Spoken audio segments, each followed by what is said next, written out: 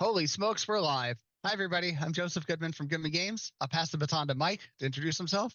Yes, hello, I am Michael Curtis and I am frantic. Hey, we're on Backer Kit. We're live there. So everything seems to be working as intended. I am Michael Curtis, Director of Product Development for Dungeon Denizens 2.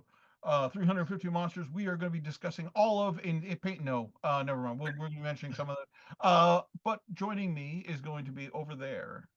Probably not on my screen, but that's where Chris Oh, Doyle is. Chris, uh, here's I'll go next. Hey everybody, Chris Doyle, Director of Product Development for the 5e side of the house at Goodman Games, and I'm gonna quickly pass the baton over to the anchor man, which we call Matt.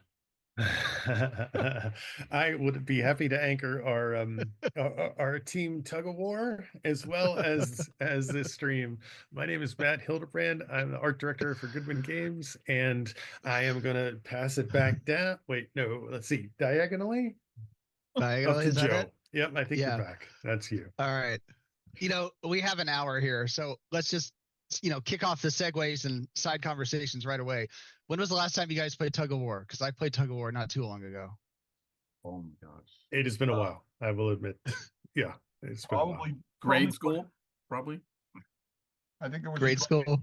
I think there was a drunken tug of war game in college at some point. So 25, 30 years ago, something like that. I'm sorry, did you say toga party? Or was toga of war? Yeah. I don't think the tug of war took place at the toga party, but Okay. That seems like a bad idea. I mean, rope burn?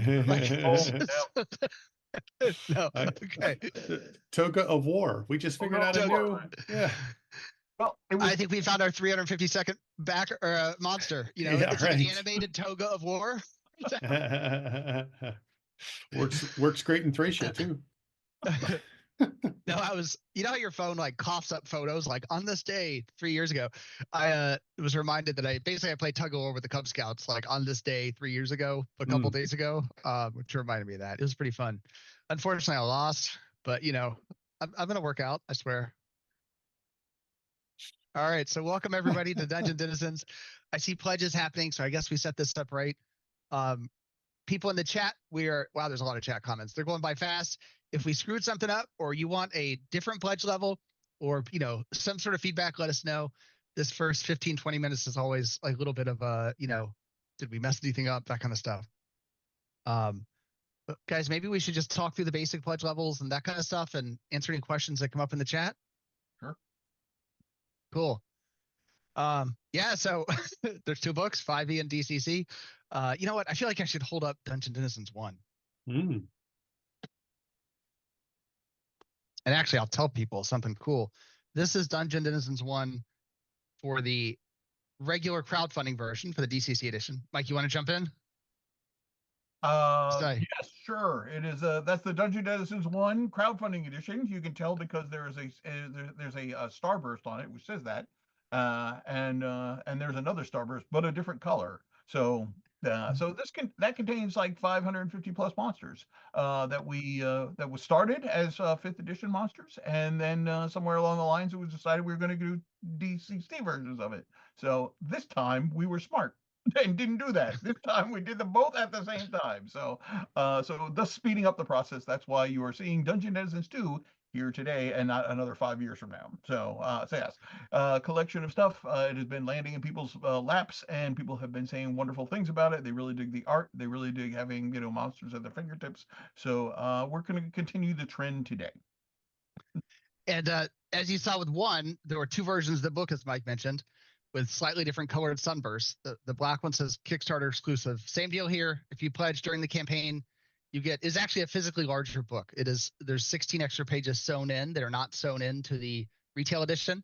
And it's pretty darn cool. So you get a bonus set of pages, and on top of that, you get more pages depending on stretch goals and so on, and more monsters. But you actually get a different version of the book, which is just an awesome way to do it. So we try to make sure crowdfunding backers get the premium stuff. Yep. Speaking of premium, you mentioned sewn in, Joe, right? You didn't say glued in, you said sewn in, because that book looks substantial, and it needs to be, right, to hold all these monsters inside. That's one thing we don't skimp on with Goodman Games is quality. Premium quality in our books. Yes. This is like total printer geekdom, but if you happen to know about different binding types, we use Smythe sewn binding with adhesive, which basically means there's actually, if you were to rip this book open, there are threads inside where they actually sew the collections of pages together, then they glue it after that. So it will hold up to lots of page flipping. I dare you to try to flip this book open enough times to ruin the binding. Yeah. We had Jen Brinkman actually has a DCC core rule book from like the, I don't know, second, third, fourth printing that is like beat to heck and back, and the binding is still intact even though all the page edges are worn off and stuff like that. Right. It's just kind of, it's proof of the concept. It's cool. Nice, nice. But do not rip that book open. Otherwise, you might find the hidden runes from Doug Kovacs inside that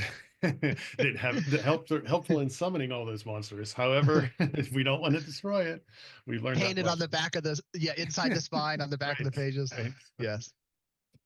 Yeah. All right, so I already see some questions in the chat, so I'm gonna, or all of us, let's jump in and try to answer some of these. Thumb tabs, dude. So we did thumb tabs long ago. They're a lot harder than they sound. Part of the problem was on the fourth printing, we offered thumb tabs and gilding, and the printer quoted it. We all, and me and the printer, didn't quite connect this until late in the process. But if you gild the edges of pages, and then do thumb tabs, that are both processes that affect the edge of the pages. So they gilded it, and they had to wait for the gilding to cure, which basically means dry, and then discovered that when they had the, like, whatever the thumb tab machine is to dig out the thumb tabs, it would screw up the gilding. So it added, I mean, it's something like 2 months to the process. So never again. Or maybe with a lot of testing involved, but it's much more complicated than I thought. What other questions we getting?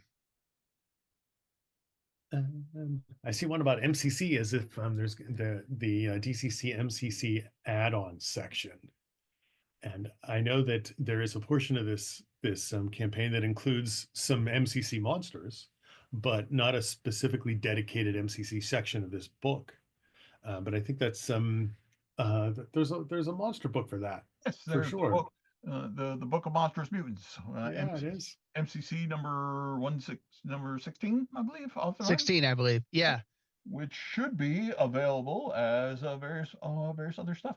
I am seeing it, for example, in are people not seeing it in the? No, I think if people are just asking. Yeah, if you want MCC monsters, first of all, the DCC edition of Dungeon Denizens 2 has 300 and whatever it is, a whole bunch of monsters, which many of which will thematically also work in MCC. Just throw in a little mutation here and there. But then also MCC number 16, which Mike is referring to, is one of the add-ons, and it's in a couple of the pledge levels. And Mike, that's the Book of Monstrous Mutants, right? Did I remember the title right? Yes, correct. And that's 25. And it's a whole book. Yeah, sorry, go ahead. 25 mutants, all new mutants for your MCC game. So we are addressing that to some fact, and if it sells like hotcakes, maybe there's an MCC bigger book in the future. But that's kind of up to you folks. So no. And then Terry Che, to your question, 16-sided die is one of the, if you're an early bird backer, the first 48 hours, you get a 16-sided die. And then I feel like some other questions blew past me before I could catch them. I see some love for the demon skin cover. Oh, nice, 50. Yep. No. Excellent. Very cool. Judge the demon skin cover. Judge Shadowfoot has a question. Judge Shadowfoot said, "Will there be?" Stop scrolling up there. Will there be more traditional old school creatures or variations of old school creatures, or will this be 100% all Gonzo once again? That's an interesting question, because I think that's very much up to your taste. I didn't find Dungeon Denizens 1s to be 100% Gonzo. I found there's plenty of old school monsters in there, and this is the same thing as well. We've got giants, we've got dragons, we've got humanoids, we've got golems and everything. So this is going to be basically, the same ground as the first one. So if you found the first one to be 100% Gonzo, then yes, this is going to be 100 Gonzo. We don't think this is 100% Gonzo, though. We think there's a nice balance between strange stuff and and actually, this is, as we've said, this kind of focuses on lower level monsters as well. So you may find them even less Gonzo, because they're low power level, so they don't have a lot of weird powers they can use. No, I don't know. Your taste may vary. Sure. One person's Gonzo is another person's standard, right? Good point. Yeah. But But we do have a PDF available that you can take a look at, and you can take a look at those 4 monsters and to say, hey, are these too gonzo for me, or are these, hey, you know, your average monster? So good point. If you guys scroll down, if you're watching the project page, scroll about halfway down and you will see the PDF preview, and you can check out a couple of creatures for both DCC and 5e. Every creature will appear in the 5e book as 5e, obviously, in the DCC book as DCC. It's not like there's different creatures, but the preview sort of mixes and matches to show some variety. Nice. I have to throw out one of my favorite things about somebody mentioned the Monster Hide cover. So backers, these are all samples from the printer of different hide textures, for lack of a better word. I'm sure you've seen me show these off on some of the other streams. You can kind of see the texture there. But if you back Dungeon Denizens 1 and you can see the kind of cool reptile snakeskin texture, we're going to do something like that with the Monster Hide texture of, you know, Dungeon Denizens 2. And we're going to let backers vote. So I have here, I don't know, like 15 different options. We'll narrow it down to our maybe favorite, I don't know, 3, 4, 5, and then let backers vote. And then that'll be the texture that we go with. And I always have to add a caveat. As long as the factory can get it, sometimes they're out of stock, blah, blah, blah. So, you know, it'll factor into our choices. So you'll have a chance to help in that decision. And Joe, what is that? What does the manufacturer call that particular pattern that we picked out? Chris loves this one. So Chris, there is PU Thermocoste.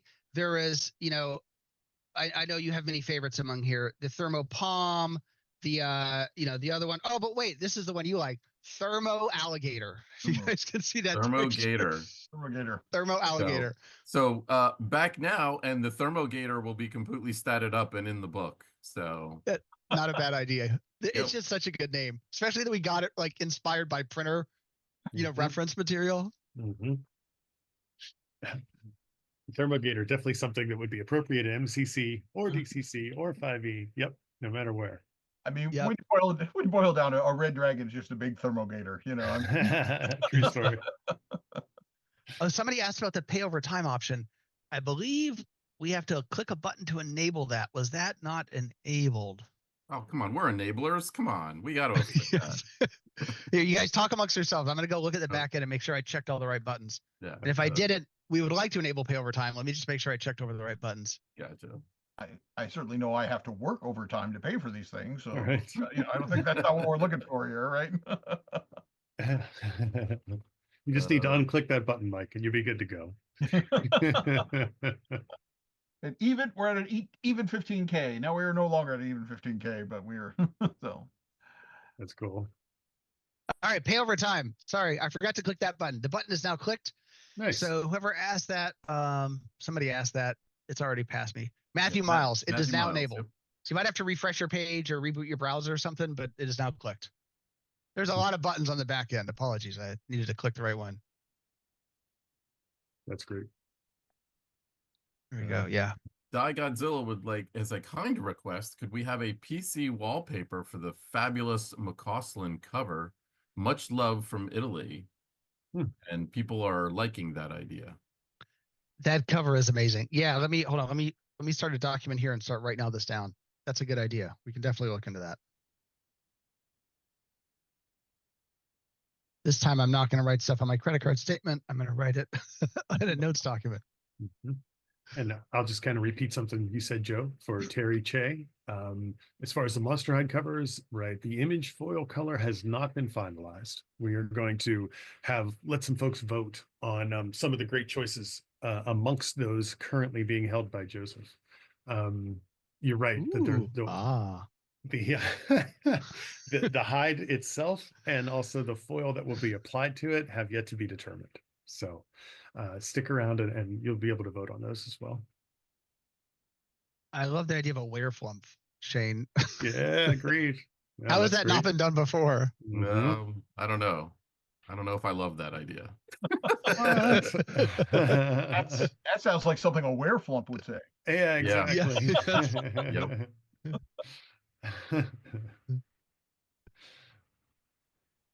All right, and then wallpapers.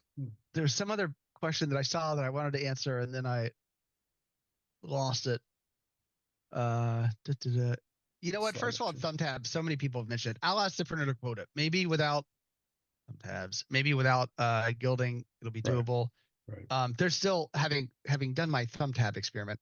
I originally wanted to do, where's my DCC core book? I'll grab one in a sec, but there's like, I forget, 12 chapters, 10 chapters. I wanted to do one per chapter, but the thumb tabs have a certain, it like gouges out, I forget the count, 60 pages or something to make the tab. Their printer pointed out, like, my choices would basically be like a giant caved inside of the book, because you have so many gouges in it. You can only fit so many gouges per page count kind of thing.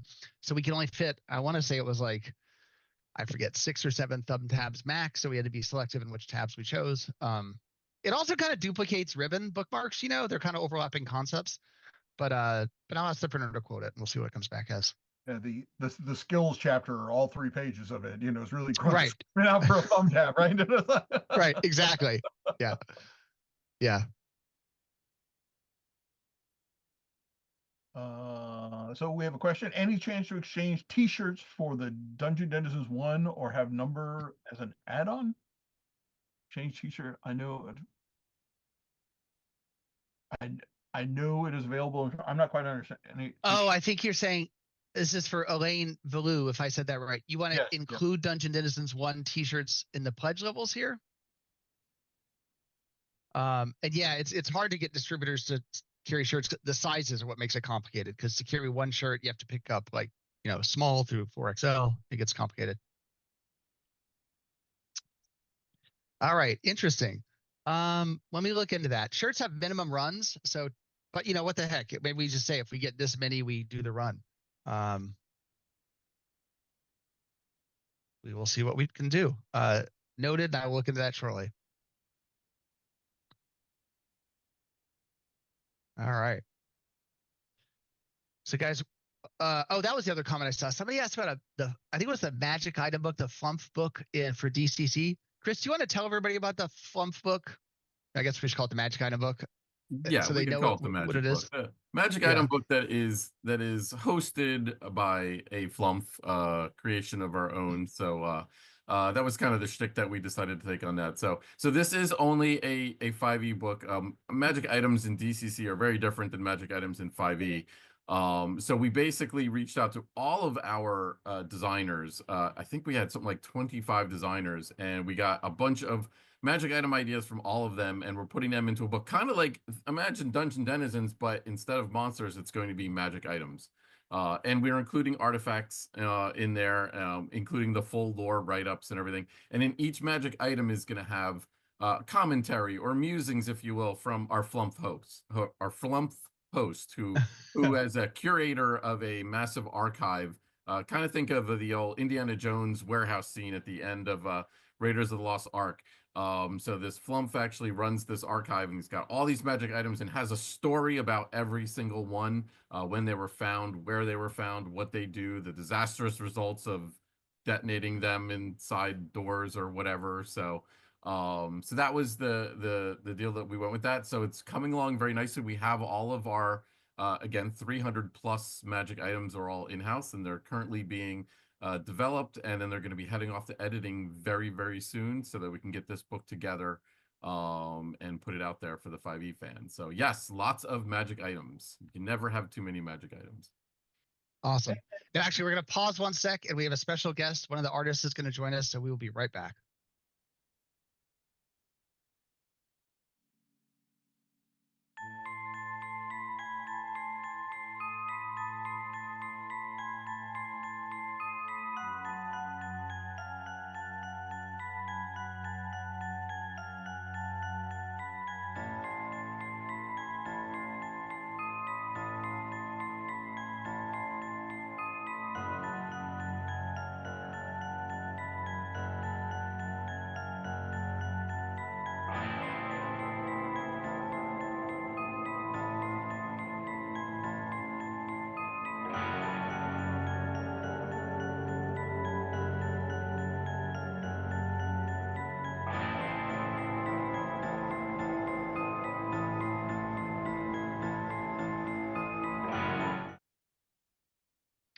Hey, everybody. We are happy to welcome Aaron Crater, the amazing Aaron Crater, who does amazing art, maps, illustrations, color, black and white, does all the stuff. And Aaron, I heard you drew a bunch of cool monsters for this book.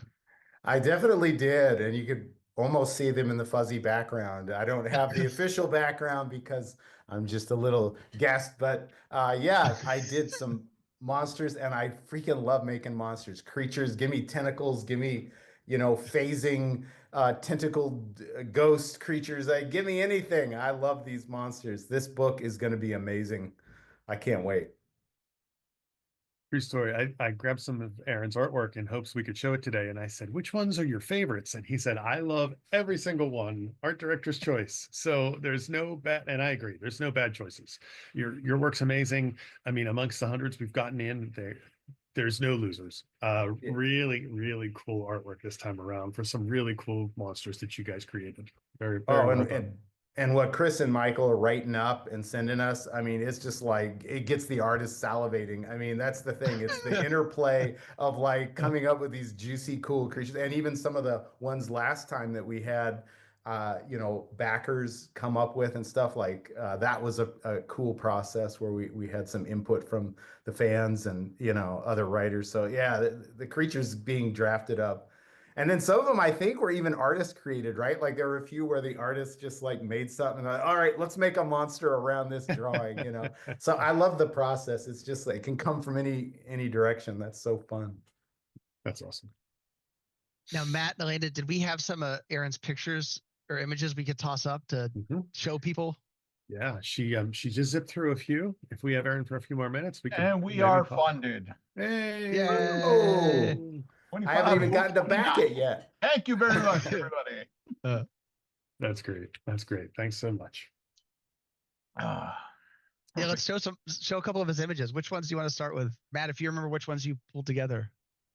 I think I'm good with whatever. I know there was a bone dancer in there. I know there was at least one Tarragon that's dragon-esque kind of an option. Those are always good ones to start with. But I don't think there's any wrong choices, Elena. All right, we'll pull one up. Sounds great. Yeah. And then Chris, Mike, Aaron, we'll ask you guys to talk about whichever one Elena pulls up first. It'll be a pop quiz. Describe Monster X. Right. And what's his strength score? The Thermogator. Yeah. And would you say it's a Tarragon Cinder is the real one?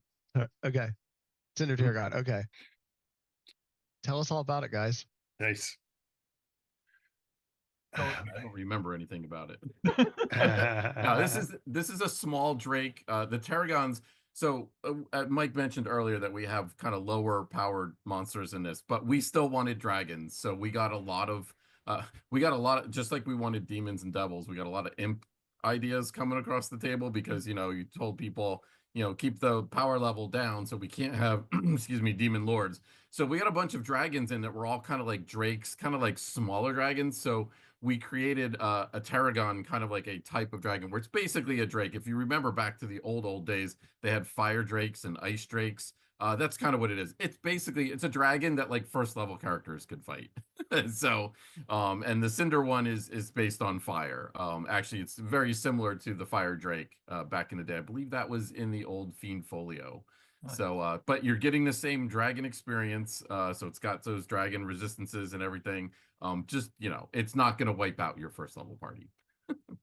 Well, yeah, and if I remember, it was like a small kind of almost dog sized. Yeah, and it like, you'd be sitting around your campfire and it looked like this little campfire moving towards you, like it's just ash and cinder coming at you, and then all of a sudden, it's like takes a dragon form or whatever. So that one was kind of a cool, evocative concept.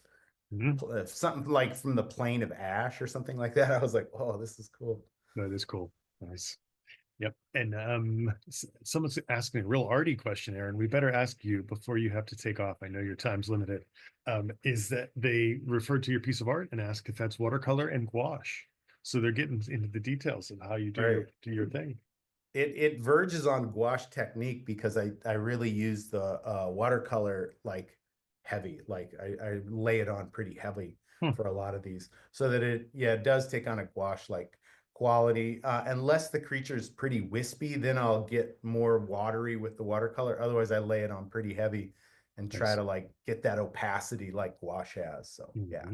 Nice. All right. Good eye. That's cool. Yeah, good question. Oh, detailed. It totally was, yeah. And if they bring up the bone dancer, we should have a contest. Someone can create the dance of the bone dancer, like little videos of people doing Like on like TikTok, we all the TikTok bone dancer dance, As because it's long as kind of employees of implied. as long as employees of Goodman Games are not allowed to participate, that sounds Nice. like a great idea. Nice. I want to see your dancing skills, Chris. I think that's what No, this is you really don't. about. No, I you think don't. that's what Aaron's really asking here. No, think that's- nope. Yeah, you don't. Chris has maintained for a long time that he's a lover, not a dancer. So I think Exactly. that we can. That's There you go. probably a reason. Yeah, there's a bone dancer up on screen. It looks great. Hold me closer, tiny bone dancer. Okay, Martin.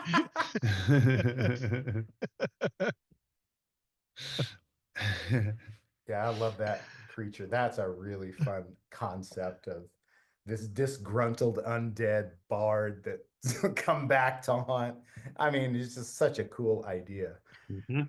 That's cool. Well, this is the one. If I remember correctly, it was a magician who had experienced a lot of rejection in life, so they carry it with him to the grave, like that'd be like their music. Oh, I thought it was a bard that had like Or bard. artistic I mean, but bard rejection. / magician. But like, Oh, yeah. okay, yeah. So And- we can expect a bone dancer when Rick Astley finally goes. Is that what you're It's saying?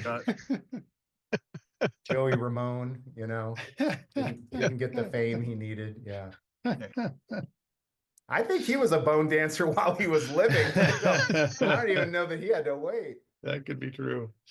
Well, so what's up with this creature we're seeing now? It looks like it reminds me of that old graphic on skateboards in the 80s, right? With the blue hand that was screaming. But this one has sharp teeth and also like pointed talons coming out of the end of its fingers. Well, that would be a fungal fist.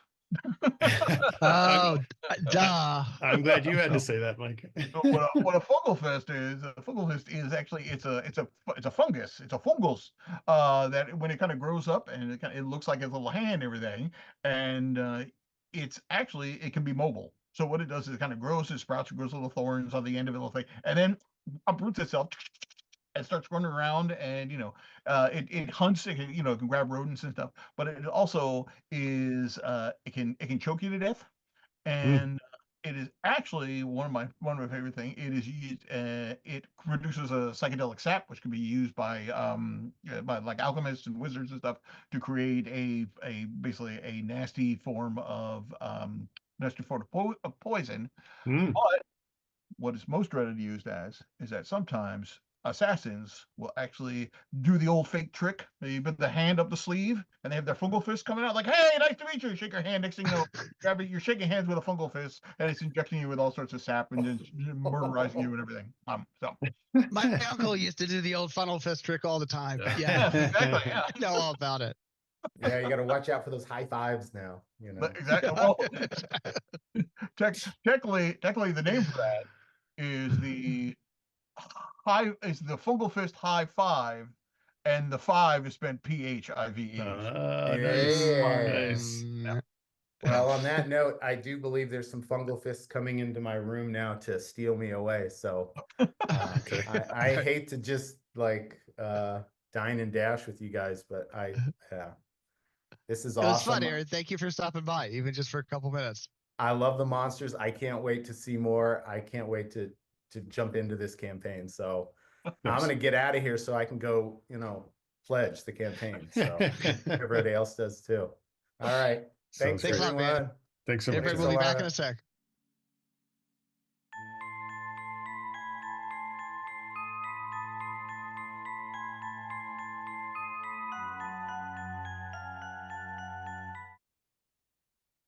Hey, everybody, we're back. That was fun hanging out with Aaron. I'm glad he could stop by. We're trying to get Will McCausland to come by too for one of these shows. He did obviously that amazing DCC wraparound cover and a bunch of cool monsters. Then we'll see who else we can get to stop by. Sounds great. Now, So- I saw a couple questions flash by that I wanted to answer. Mhm. Traveling Now wanted to know if there's any X-Crawl monsters in the new books. I mean, just to say technically X-Crawl being manufactured dungeons, you could theoretically include virtually any monster that the dungeon judge would decide to throw in there.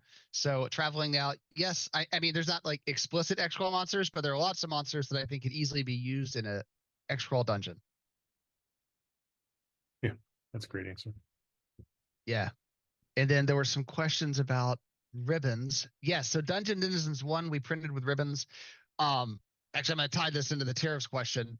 Tariffs are a highly volatile chapter right now, and they are raising our costs, and they may result in higher prices. If you're pledging now, you get the price you pledge for, but down the road, it is hard to predict the future right now. So I would like to do ribbons, but honestly, it also depends on how things cost in a month or two when we send this book to the printer. So we'll cross that bridge when we get to it. And then, Mike, this is more for you. Sure. It's kind of a setup actually for the new adventure in the back of the DCC and MCC rulebooks. But somebody asked, is there anything new in the new printings of the core books for DCC and MCC? And the answer is yes. Mike, Yes. you want to tell them about the new adventures? Yep. As is our wont, we for the DCC version, we left Portal Under the Stars, and we swap out the other one. So the next one is Dawn of the Silver Death, I believe, by Marzu Mushedri. So that's the new one, which is going to be back DCC. You wake up one morning and everybody has frozen to death, and you wonder what's going on. And there's this weird iceberg floating out in the harbor, and it is slowly taking over the town. So you, being adventurers and being unfrozen, decide to go deal with that situation. And let's just say the iceberg is just not an ordinary iceberg. So plenty of stuff in there wanting to eat you. So that is fun. And then for the MCC one, we swapped out 2 printings ago, I want to say, we swapped out the funnel in the back for, we had 2 ones. We had a funnel and a first level adventure. So this one we're swapping out the funnel. So we have a new funnel by Brendan LaSalle in, and I think the music of the Zayat Mountain or something off the top of my head. It's a Brendan title, so I don't remember. So that, and then we have the first level adventure from the previous printing that is in the back. But the next printing we might do the same. We might keep the funnel and swap out the first level adventure. So it's MCC, so we expect a lot more mutations than we do in DCC. So There you go. So yes. And actually, I'm going to answer a couple other questions I saw in the chat. Somebody wanted an add-on PDF of the Advanced Advantage number 2 playtest pack, which is a great idea. So we will add that on later today. As soon as we're really busy right now streaming, but once we're done streaming, we'll get that set up. It might, we might do the add-on, then the graphic might come later, but that's a great idea. We will add that. And then I feel like I saw another questions I wanted to answer. Somebody asked about a different pledge level. They wanted a pledge level that was just the 5e books. 5e with just the books and not, for example, the t-shirt or BTT tokens or stuff like that.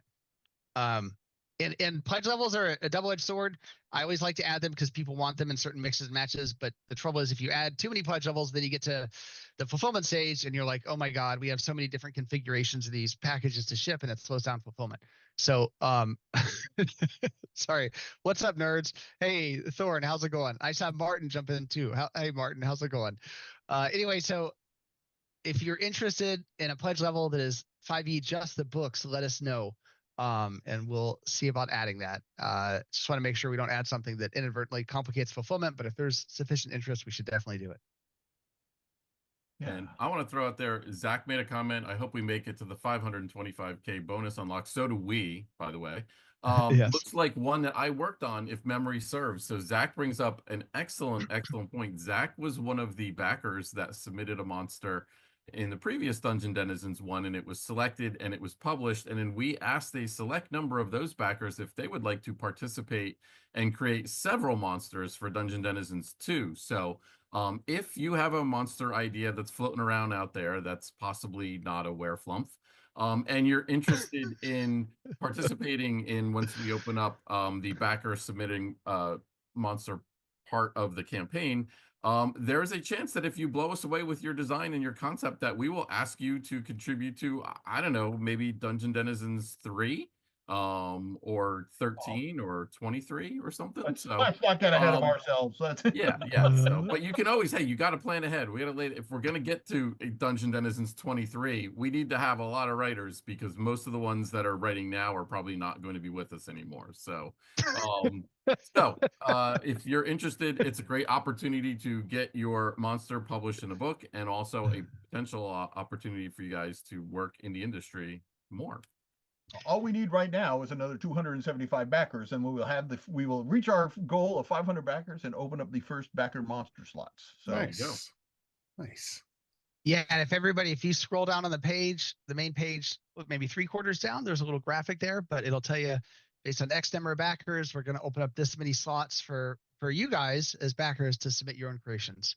As Chris said, it's fun. You get to put your own stuff in a book. You get to see it in print. You can show your mom, show your cat, show your neighbor, and then who knows where it's going to go down the road. Exactly. And Zach, with a follow-up comment, some backer better come up with a thermogator. No, you better not, because we already have one. I spent this weekend creating one. So no thermo. If you submit a thermogator, you're out. So, make it an ice gator or a lightning gator or a whatever. How many gators do we need? I mean, you just mentioned Dungeon Denizens 23. That we're going to be on Well, if we're going to be getting a Dungeon Denizens 23, that's going to be all gators apparently. So the Gator edition, the Gator edition, Old Man Gator. Yep. Flump Gator. We're gonna do for the gator what the Sci-Fi Channel did for the shark. Is what Gator like Week. toxic gator, 3-headed gator, tarantula gator. I mean. Okay, so I have to tell you guys the story. I can't believe I'm streaming this. I actually have an uncle whose arm got bit off by an alligator. Did I ever tell you guys this? This is true. This is true. It might not seem like it, but we've not met this person, but we've heard this story enough, and the story hasn't changed. So we're assuming it's true, but Yes. I won't. This is like find me at Gary Con and buy me a beer, and I'll tell you the story. But it is true. He actually got in a fight with a gator. He maintains he won because the gator died. I'm pretty sure the gator might disagree because he's missing an arm. But regardless, it was an alligator that did it. It was a 14-foot gator named Mojo that weighed 400 pounds. And the state troopers eventually captured Mojo and recovered his arm. But by that time, it was too late to reattach it. Anyway, so that should be like the introduction to like Dungeon Denizens 23, the Gator edition. What you're saying is basically there's only one hide choice, and it's Mojo hide, is what it is. Actually, Mojo Gator. There. That's a monster name, Mojo Gator. That's an X-Crawl monster right there, Mojo Gator. No. Backer submitted. First one on the ball. So I have a few questions about that story, Joe. Sorry, I've moved on, Matt. Okay, fair enough. I'll have to wait. I'll have to wait for Gary Con. I want my beer. Would you say that your uncle was in like a tug of war with Mojo? Is that what you're saying with the arm as yeah, I don't want to get too like explicit and bros on this show, but yes, basically yes. Wow. I'm just trying to tie in all the tangents into one nice bow before we go. That's there great. You go. Yeah, that's great. Yeah. Vampo Gator. Oh, Martin, he needed Gatorade. Oh my God. Bum.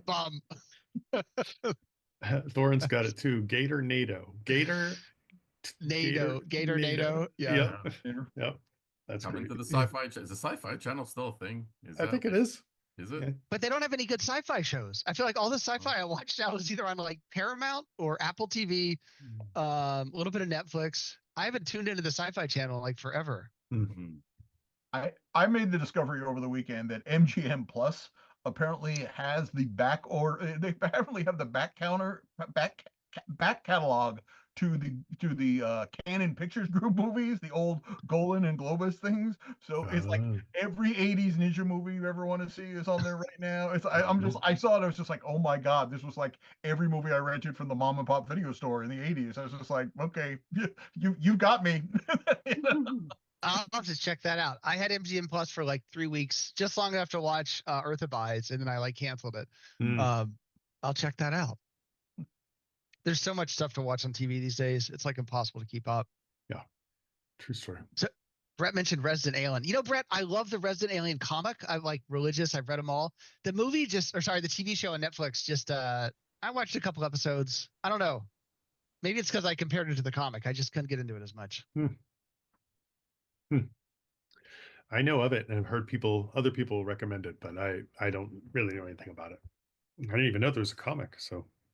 Oh, the comic's great. It's way better than the TV show, in my opinion. Yeah. Nice.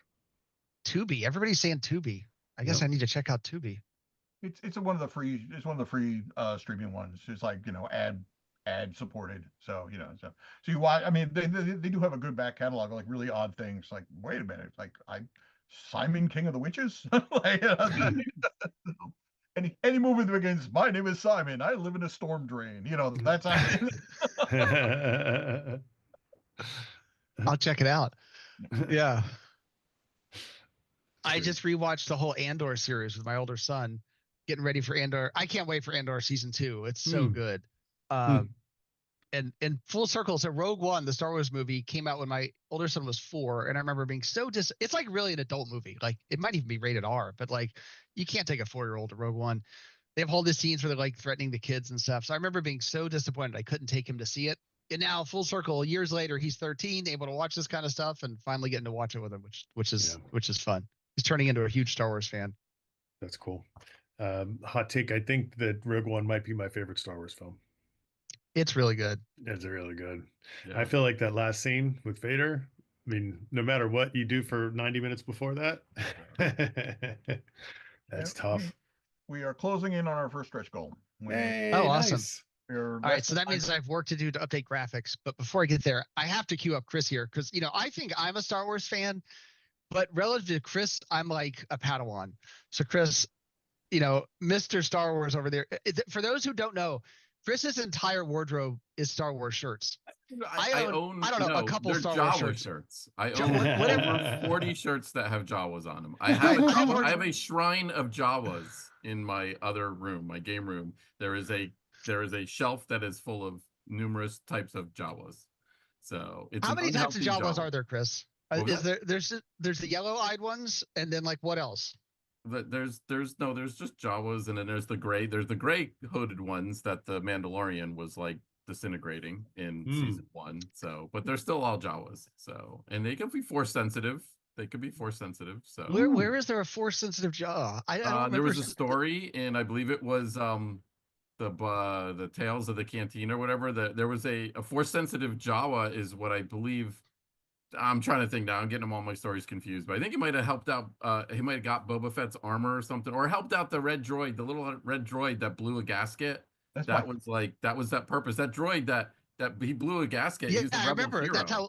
Yeah, that's how he ended up buying R2D2. I mean, Uncle, what's his name? He blew his gasket to save for the rebellion, basically. So it's that important. We would be talking about R2D5. Yes, what? R2D5. That would be correct. Boy, this is like we are like nerding out here. That's my only deep dive because I always thought he was cooler than R2D2. I like the flower pot head over the rounded one. So I had so that was R2D5? Yeah. That's like so I went on vacation with my family a couple years ago, and we had a rental car, and we parked in the hotel, and the car beside us had the next increment of license plate. We were like GEK 129 and they were like GEK 130, and it was like it blew my mind. Like crazy. How could that happen? But that's just on one I'm sure there's a bunch of rental cars that Hertz, and we just happen to rent some in sequence. But Mike, if it's really R2D5 right next to R2D2, no. Apparently, all the nerds in the chat are calling me out. It's actually R5D4. So, whatever, loser. Yeah. I never claimed to be a Star Wars fan. I perfectly good. That was the only thing I knew, and apparently I knew it was wrong. So there you go. Okay, man. In your head canon, it's R2D5 in your head. Oh, Matt's like posting. Oh, apparently there's charts of like the different models. How did I never know this? This stream's been great, guys. I've learned so much. All right, we lost him, so he's checking stuff out. But wait, what we're really here to talk about is Chris's wardrobe.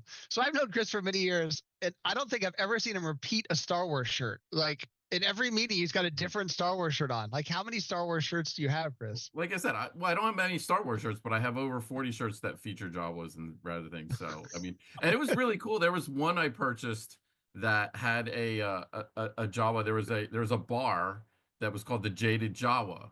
And I saw that shirt. I thought it was amazing. And I bought it right away because I thought, that's really cool. And it said, and because it was actually on a planet that I helped develop for West End Games. And then I realized when I pulled the book out, I'm the one that created the bar. And some dude made a t-shirt based off of it. Like, I got no money for it, by the way. But anyway, it's like my favorite shirt. It's all like ratty and beat up and everything. But it's like, so I was like, cool, because that was my first publication, was the Star Wars role-playing game. So the old West End Games role-playing game. That's pretty cool. The Jaded Jawa is what it's called? The Jaded Jawa. So is it like on Kothless Spaceport? So It's like the sign, like a Jawa smoking a cigarette in a beret, and just like I have cared nothing for these, this. he's just jaded. DT. So so there could be spice involved, possibly. So That's pretty all right, funny. I'll throw this out there. Cothless is what famous species inhabits the planet of Cothless? I'll throw that out for the nerds in the chat. See if someone can Wait, figure it out. spell Coughless? Say that again. Kothlis. I don't remember if there's a What famous Snicknet in there. species? Yeah. Thermo Famous, but it's alligators? kind of a deep cut. Thermo alligator, right? That's Thermogators, exactly. So yeah, nobody yet. There's a delay though. What do we give them if they win this important trivia, Chris? Oh yeah, you're not kidding about the quilt. That would be a great idea to make up a Star Wars quilt. Yeah, so years ago, Dieter Zimmerman, thank you, Dieter, for that amazing quilt. He had so many DCC t-shirts from his like many years of working with Goodman Games and coming to Gen Con. He had somebody sew them all together and maybe a quilt of DCC t-shirts, like a patchwork quilt with these like 1 foot squares. It was super cool. It's very cool. We got one for my son when he turned 21. We took all of his shirts when he was growing up. That's a great idea. Taekwondo and 4-H and everything, and made a quilt up, and it came out amazing. All these shirts he couldn't wear anymore because they were like tiny. Yeah, that's a great idea. Send them off to somebody at Etsy. They cut them all up and make a quilt out of it. It's amazing. So I got to remember that for my kid. Yeah, that's an awesome idea because some of these shirts you remember, memories associated with them. That's really cool. And they grow out of the shirt so quickly that the shirts are still in good shape. It's like, they wear the shirt like 3 times and then it's like they can't fit it anymore. So, and Mobius Metroido nailed it. Bothans. That's the second planet that Bothans have in the Bothan system. I think it's Bothaway. So, and we all know what Bothans are famous for. They die a lot when they're carrying Death Star plans. Many of them die. They died. Not to steer us away from this nerd talk for a minute, but Freddie P wanted to know: is the Monster Hide edition only in the all-in tier? No, there is actually the important part, there's an upgrade option. Yeah, so pick any tier. Then when you get to add-ons, I think it's $9. There's a foil upgrade, and then you can, when it comes time to pick and pack, we'll be like, oh, dude, upgrade it, and we'll sub in the foil version. Great. Thank you, Mike, for keeping us on track. I mean, we were having a very important discussion here. Yeah, R5. I think that's your new nickname. Oh. All right. And somebody asked about Advanced Advantage #2 playtest packet in PDF only. It is now available as an add-on. And thanks to Matt and Jason. Thank you, Jason, for the quick turnaround. There's now a graphic attached to it as well. So it should be there at the bottom of the add-ons list for whoever wants it. Yeah. Real-time building. The next time we do a launch show, we should not have the page built, and we should build the whole thing while we're on the stream. No, we should not. It takes more than an hour, dude. We'd be like... Yep. Jason's actually on the stream, so he heard the request and started on it before we even asked. So that's awesome. Yeah, he's great. All right. Hey, Jason. Hey, how's it going, Jason? I got to go back to Mobius Metroido. Yeah, exactly. Mobius Metroido, first of all, you were on one of those streams and we talked about Kaza. Hopefully you had a chance. I just finished that freaking book is like 500 pages long. So it's like the longest graphic novel I've ever read. I just finished it. Yeah, it is beautiful. The plot's a little bit, it's very mythological, European. I guess is the right word. Yeah, European. Let's say, yes, exactly. So like Joe Dorowski, like symbolism, like what's going on here? Where's the fighting? There's a little too much like. Yeah, exactly. Yeah, but it's beautiful. Like there's some scenes. The scene of that city, that spiral city, was like incredible. Yeah. Yeah, I mean, speaking of movies and Jodorowsky, have you seen the documentary about his version of Dune and what? I tried. Like the art's amazing, but like it's just like I just couldn't get through it. Really? I love that documentary. I love it. Yeah, really? So like I want to get that art book. Like the Bible that he put together. He was shopping around. I would love to see like that. I would kick a parade of puppies to get a hold of one of those books. I'd help you. Yeah. Yep. I'd kick them back. I ain't proud. I I was working all morning listening to Hawkwind Space Ritual, so I'm right in the mindset for it. That's awesome. Yeah, that's cool. I have a particular fondness for documentaries about projects that have failed, right? Or like Do you have a bunch of these? oh, there's a short list. There's Terry Hey, Cliff. Gilliam tried Hey, to do Cliff. Don Quixote at some point, Oh, yeah. and they made a documentary called The Man from La Mancha, I think. Johnny Depp was supposed to star in it, and it was just ill-fated from the beginning, right? Just one thing after the next. And I feel like that kind of gives background and depth on like all the projects that actually have succeeded. Because so many times they don't for weird arcane reasons. Anyway, so I'm a fan of here's this cool thing that would have existed or maybe does in another reality, but it all fell apart and here's how. There's one that That's pretty funny. There's one that he did for the Island of Dr. Moreau, who was originally done by Richard Stanley, but then Richard Stanley got booted off the project. So it was like what the movie would have been if Richard Stanley was still director of it. Yep, I love that one. I sounds like we're putting together some kind of a screening, put together a showcase of a few films that oh yeah, Herzog has a doc in that vein. I'm intrigued. We're about 20 was that one 1250 away from reaching the first stretch goal. So I feel confident. Awesome. I feel confident we will hit that before the 1 o'clock mark or the 10 Shane o'clock Madgett. mark. Yeah. Oh, I see a lot of people in the chat. I know. Hey, Cliff. Hey, John. Hey, Jim. Hey, Shane. Shane, to answer your question, what is up with that D16? Yes, we're definitely supporting Impact miniatures. This D16 is actually manufactured by Impact. And actually, just to throw it out there, we've been talking to Impact about a lot of cool stuff. Between the Purple Planet and Thracia, we have a lot of really cool varieties of dice coming in that have translucency, foil embedded, like a lot of really cool special designs. So the next frontier is metal DCC dice. So we've been working with Impact. We're still far out from offering this, probably 9 months to a year, but I'm working on the possibility of offering a metal set of DCC dice, all the funky dice. So a D5, D7, all that kind of stuff. That would be awesome. Oh, did we just unlock a stretch goal? Yeah. Thank you, Brett. Good. Yep. Awesome. All right. And our Now I first, got to update some graphics. First bonus monster. All right. Tell us about this bonus monster, guys. It is hold on, let me check my notes here.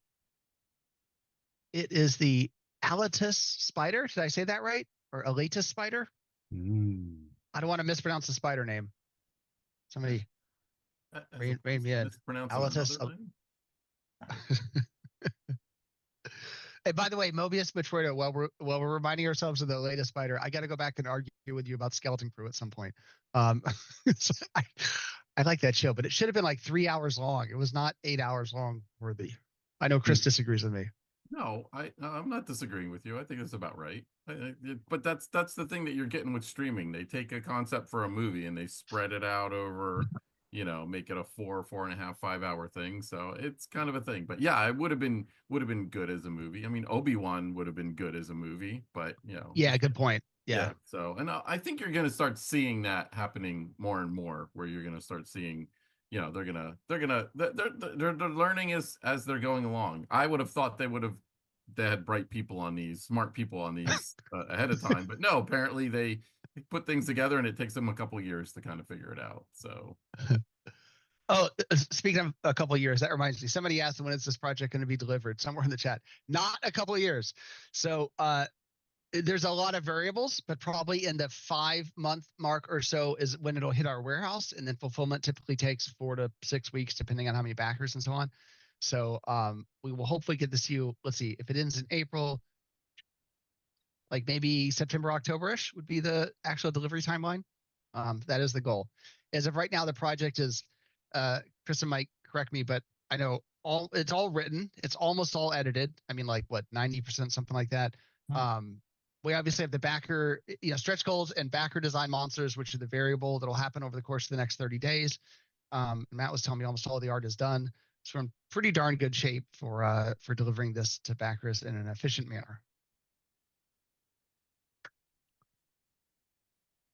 All right. Wow. We're already zooming past the Elatus spider and into other stretch goal territory. This is awesome.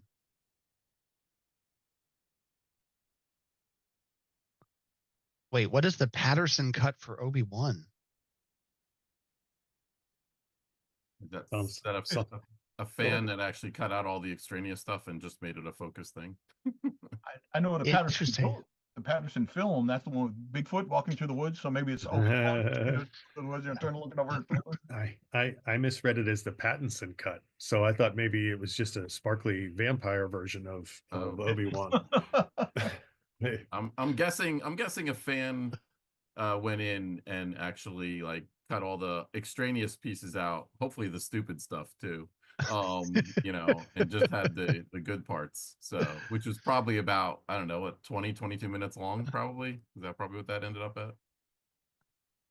You think it's that short? I mean, hopefully it's at least Well, there's like 8 hours of Obi-Wan footage. Hopefully it's like at least no, there was 2 6 hours? episodes and I don't think any of them were near an hour, so I think Was it only probably 6 about episodes? 3 hours of, well, maybe it was 4 hours, so Wow, I remember it being more than that. Okay. so yeah, it was originally supposed to be a movie, and then streaming became the greatest thing. So, and then that whole awesome duel, they already did all that in Star Wars Rebels. Like that, they literally took that right out from Star Wars Rebels, except different character facing Darth Vader. So Yeah. Interesting. and it was good. It was good, but it was like kind of rewatching something that I'd already seen before. So okay. All right. I got to update this graphic. I feel like we missed. Oh, somebody way back in the chat. I've been trying to take notes here so we don't miss all the questions. Somebody mentioned they love San Julian and had the idea of a cover gallery, which Mike actually made me realize somebody else had asked about the leatherbound edition and the autographs. So Mike, could you tell everybody about in the leatherbound DCC core book, like the tipped in autograph page and the idea of the gallery, the bonus 16 pages you were talking about for that? Yeah. So for the leather-bound version of it is also we're taking kind of a pause and taking a look back where we are.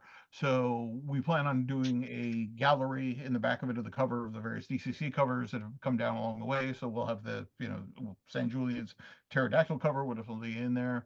But we're also, as Joe intimated, we are going to be doing a run with basically a tipped in sheet at the front of it, which will have the autographs of many people involved with the DCC and Goodman Games stuff over the years. So obviously, Joe will be signing it, I'll be signing it, Chris will be signing it, Matt will be signing it. Basically, anybody who shows up at Dungeon Con for the Goodman Games crew, which should be all of us, will be signing a lot of it. So we've done this once before.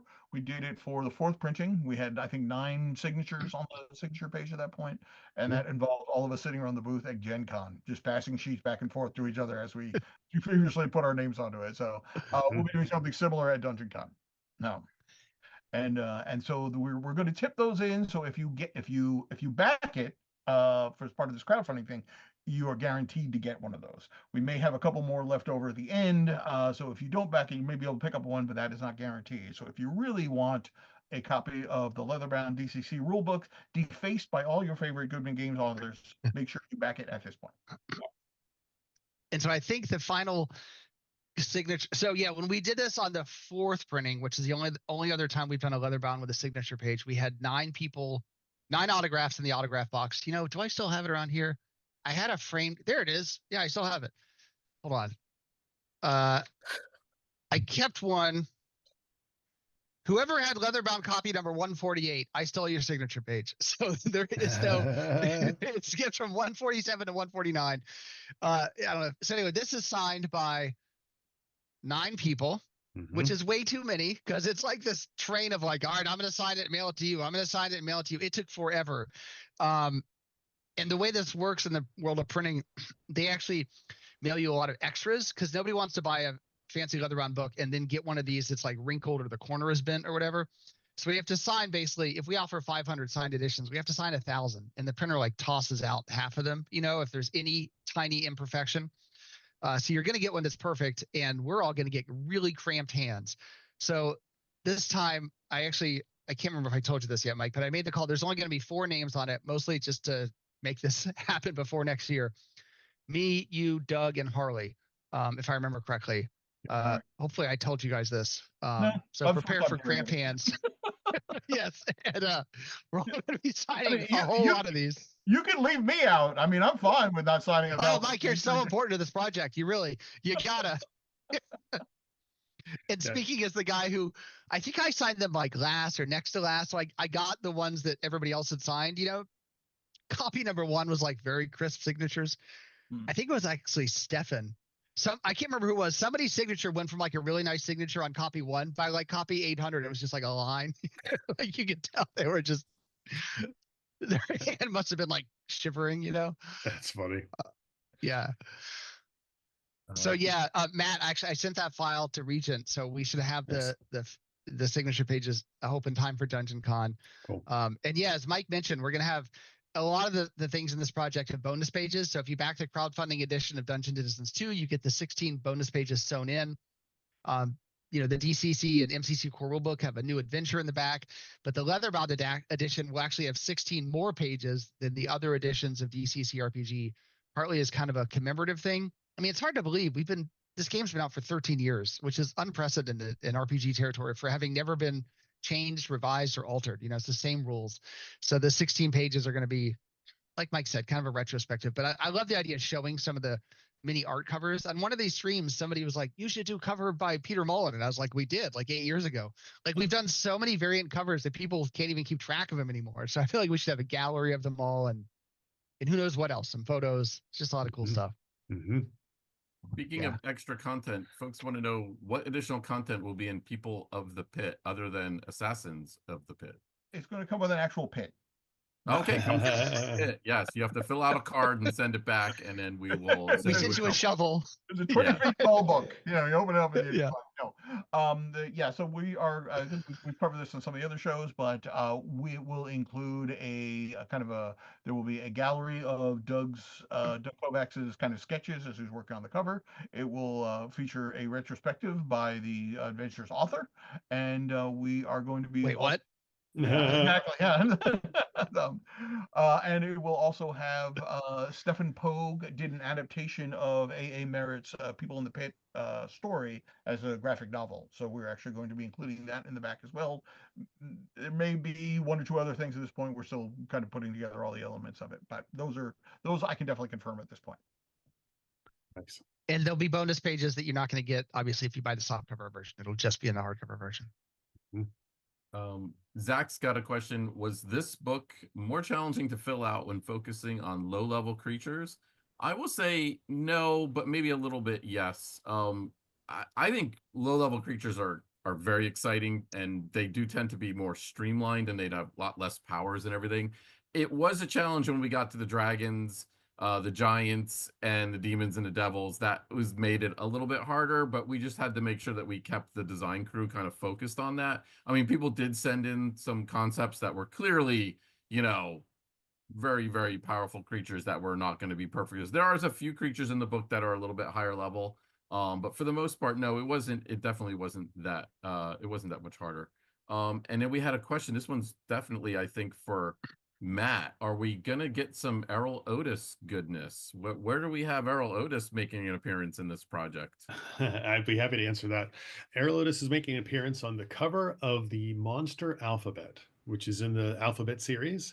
I think that Dungeon Alphabet was started that off way back when, and it's time for another printing of the Monster Alphabet. So in this case, we're taking a cue from our partners in Germany, who, I think Joe might have a visual aid here. Yeah. To accommodate the crazy spellings of the German versions of the Dungeon Alphabet, they had to bump up from an 8.5 by 11 to an 11 by 14. So you can see both books there, the English and the German version. And we said, what a great idea. Let's make a big version of the Monster Alphabet, and let's put Errol Otis artwork on the front cover. He did the cover artwork for Dungeon Alphabet as well, so it only made sense to kind of give them a look. They're kind of a sister look between those two. Anyway, we have a great sketch from him, but not the finished piece. We're going to be revealing that over the course of the campaign. That final art's going to come in, and we're going to get a look at what that's going to be. So I am pumped for that one to come over the threshold, so we can actually reveal it. And Dungeon Alphabet, and Monster Alphabet are systems neutral, so you can use them in 5e, DCC, really anything. And if you haven't seen the interiors, they're amazing. It's art heavy books full of tables of inspiration. So you flip one open. So for Monster Alphabet specifically, you flip it over. A is for aquatic. I think C was for cyborg, and there's options there for inspiring modifications or changes to your creatures in your game. It's really useful. There's a lot of monster theme stuff going on and Game Master theme stuff in this project, but it's really useful for any game really. Mm-hmm. And most of the letters have 2 tables or 2 versions of it too. So it's roughly about 50 different entries in there off the top of my head. Mm-hmm. 40, 50, something like that. So Yep, yeah, very cool. Somebody else asked, the leather-bound DCC core rulebook will it have the new adventure in the back. Basically, yes. And Mike, do you want to tell him, in case somebody missed the first part of the stream, do you want to tell him again about the new adventure? Yep. As always, Portal into the Stars is in there, and then we will be swapping out. We will be swapping that for the Dawn of the Silver Death by Marzio Machedri. That's going to be the new one in this one, replacing the How King's Ford, which was in the previous one. So. There was a question further up the stream too about having to choose foil for that cover, Joseph, and I think that it was a very specific, but let me see if I can scroll back up to it. I missed that one. Yeah. Let's see. You're talking about Troy E. Gould's. Just want to clarify, the Monster High special edition of Dungeon Denizens 1 had a foil upgrade included. So if we want the DC Dungeon Denizens 2 to match, we need to opt in for the foil upgrade add-on this time, yes? And I think the answer there is yes. You need to upgrade to the special edition, and we'll probably use the word match loosely because we have yet to decide exactly what the hide will look like, what color foil there will be. But our promise to you is that the 2 of them on the shelf will look very pleasing together, whatever we decide to go with. Aesthetically pleasing. They'll be kind to your eyes. Yes. Matt just likes to sit around in his office and stare at his bookshelf, Yeah, I guess we all do that a little bit, but my wife says, "Why do you need all these books?" And I just gaze lovingly at the shelf and wonder how she could ask such a question. Yeah. Somebody asked also about working with Clyde Caldwell. So we have worked with him in many occasions, mostly for reprints of some of his classic stuff. He has an immense library of awesome art from the early, TSR era. And I don't know exactly how the rights worked, but somehow he ended up with the rights to a lot of that, was able to license them out. So we've done a couple licensed Caldwell covers over the years. I've approached him, actually it's been a while now, but several times about the idea of commissioning art, and he was always completely booked up. He was doing for a long time like video game covers, and they would book him up for like years out. He was going to be doing 4 video game covers every whatever. So it just never worked out to do an original piece, but yeah, next time I see him at a con, maybe I'll bring it up.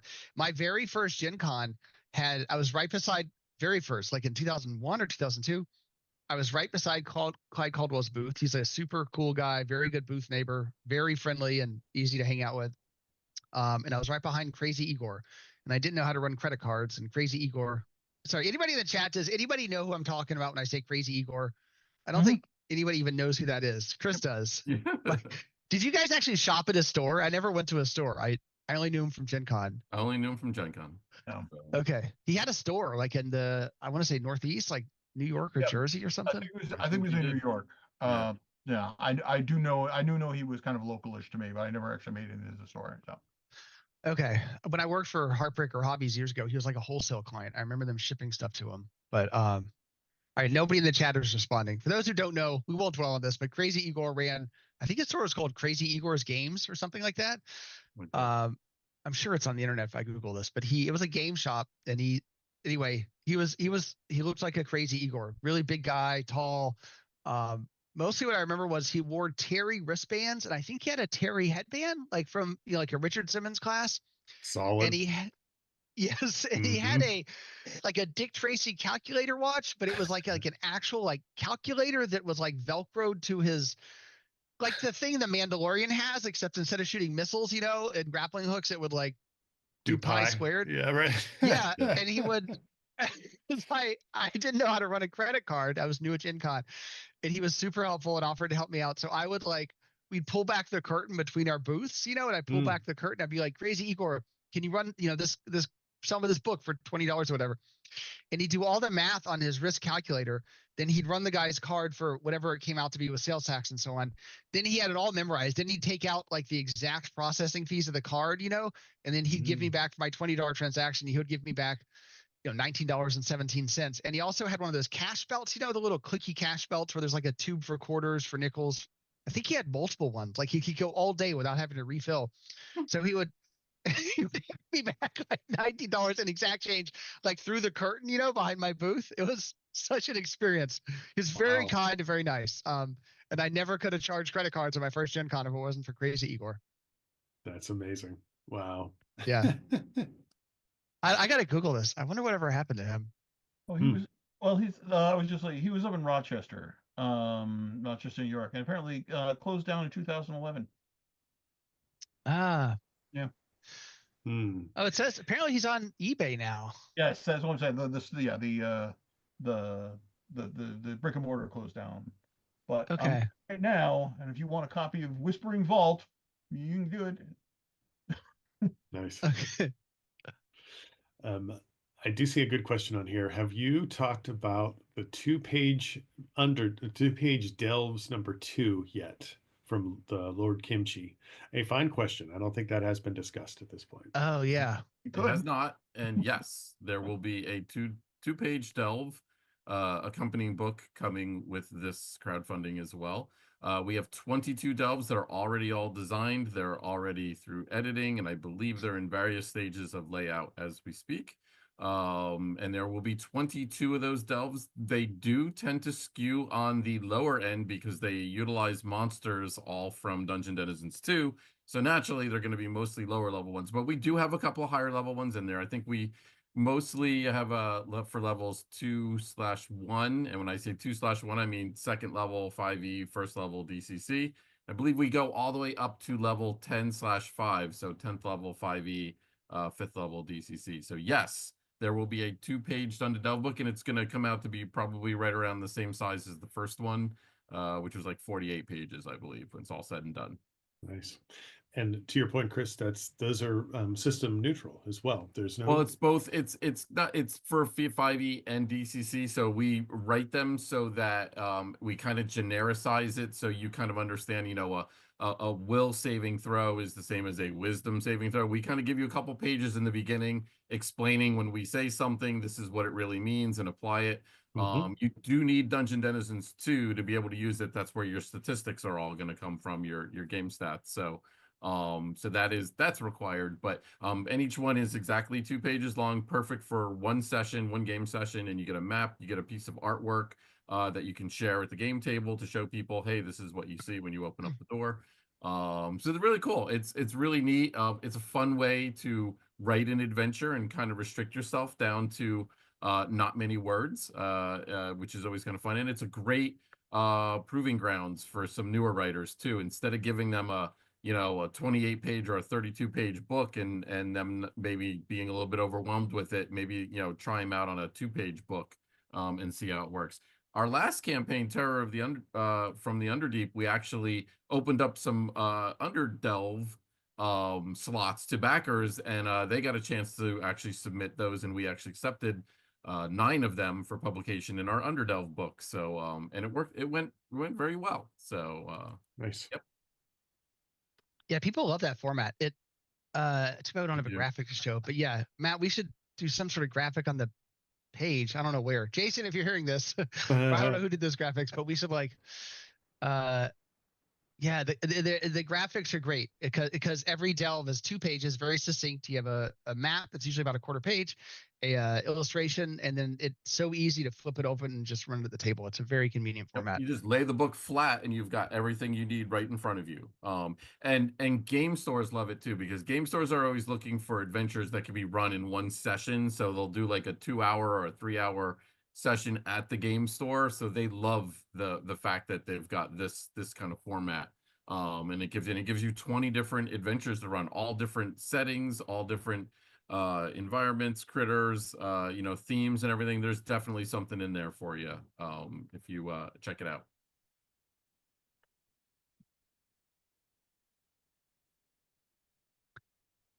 I saw another. Oh, sorry. Go ahead, Chris. I Yeah, saw another Wendy makes question a in the comment. chat. Still can't figure out how I made the Terror from Underdeep cut on the delves. Well, if you break it down on numbers, Wendy, you were one of the best 9 submitters. Good job, Wendy. That's how that worked. Will we open up dev submissions for this campaign? So there's going to be backer. I don't think we're going to have underdelve submissions, Shane, Nope, if that's but what you're there'll be asking. But there will be monsters. backer design monsters. Yep. Yeah. Yeah.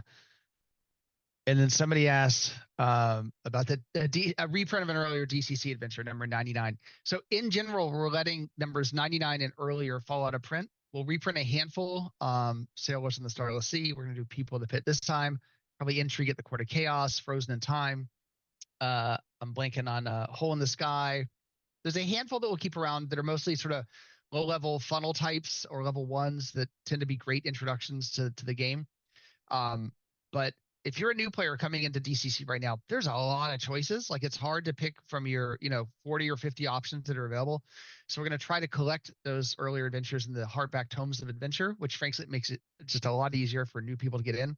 So 99 will probably appear in one of these tomes of adventure somewhere down the road, but not necessarily in a skinny book format, if that makes sense. And going forward, 101 onward, there will be plenty of options.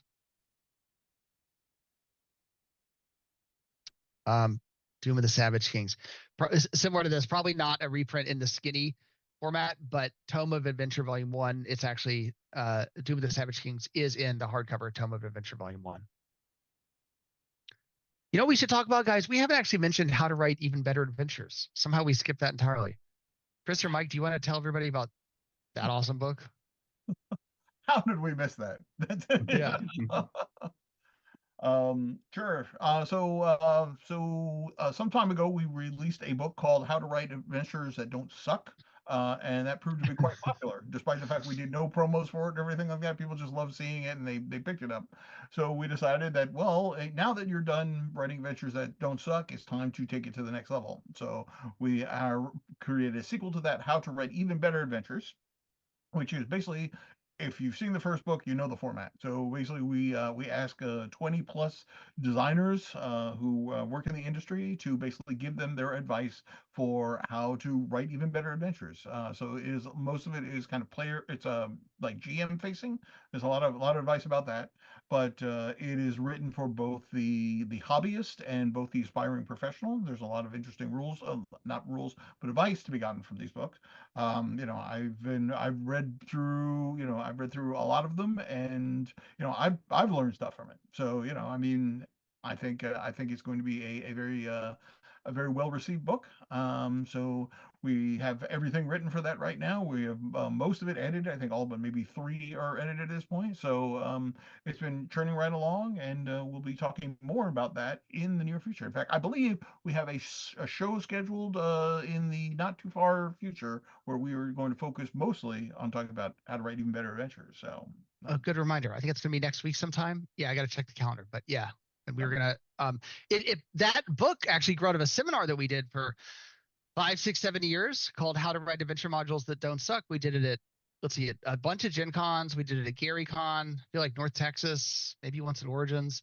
And whenever several of us were in one place at the same time, we'd put that seminar on the calendar for a con. And it was, this is in the before times, before Twitch, before YouTube, when you did a lot of these conversations in person at the con, and it was consistently one of our most popular, best attended seminars we do at cons. And that sort of led to the idea of, people are interested in this. Maybe we should can some of this advice and write it down and put it in a book. And then that book just kept on ticking, to Mike's point. So now we have the sequel, just full of amazing ideas. Chevron stickers. So yes, there will be returning backer stickers if you backed. In fact, if you pledged, we didn't actually advertise this yet, but if you pledge and look at your pledge, you should have a line on there somewhere on the backer screen that says, if you are a returning backer, that says you'll get the returning backer sticker as one of the items.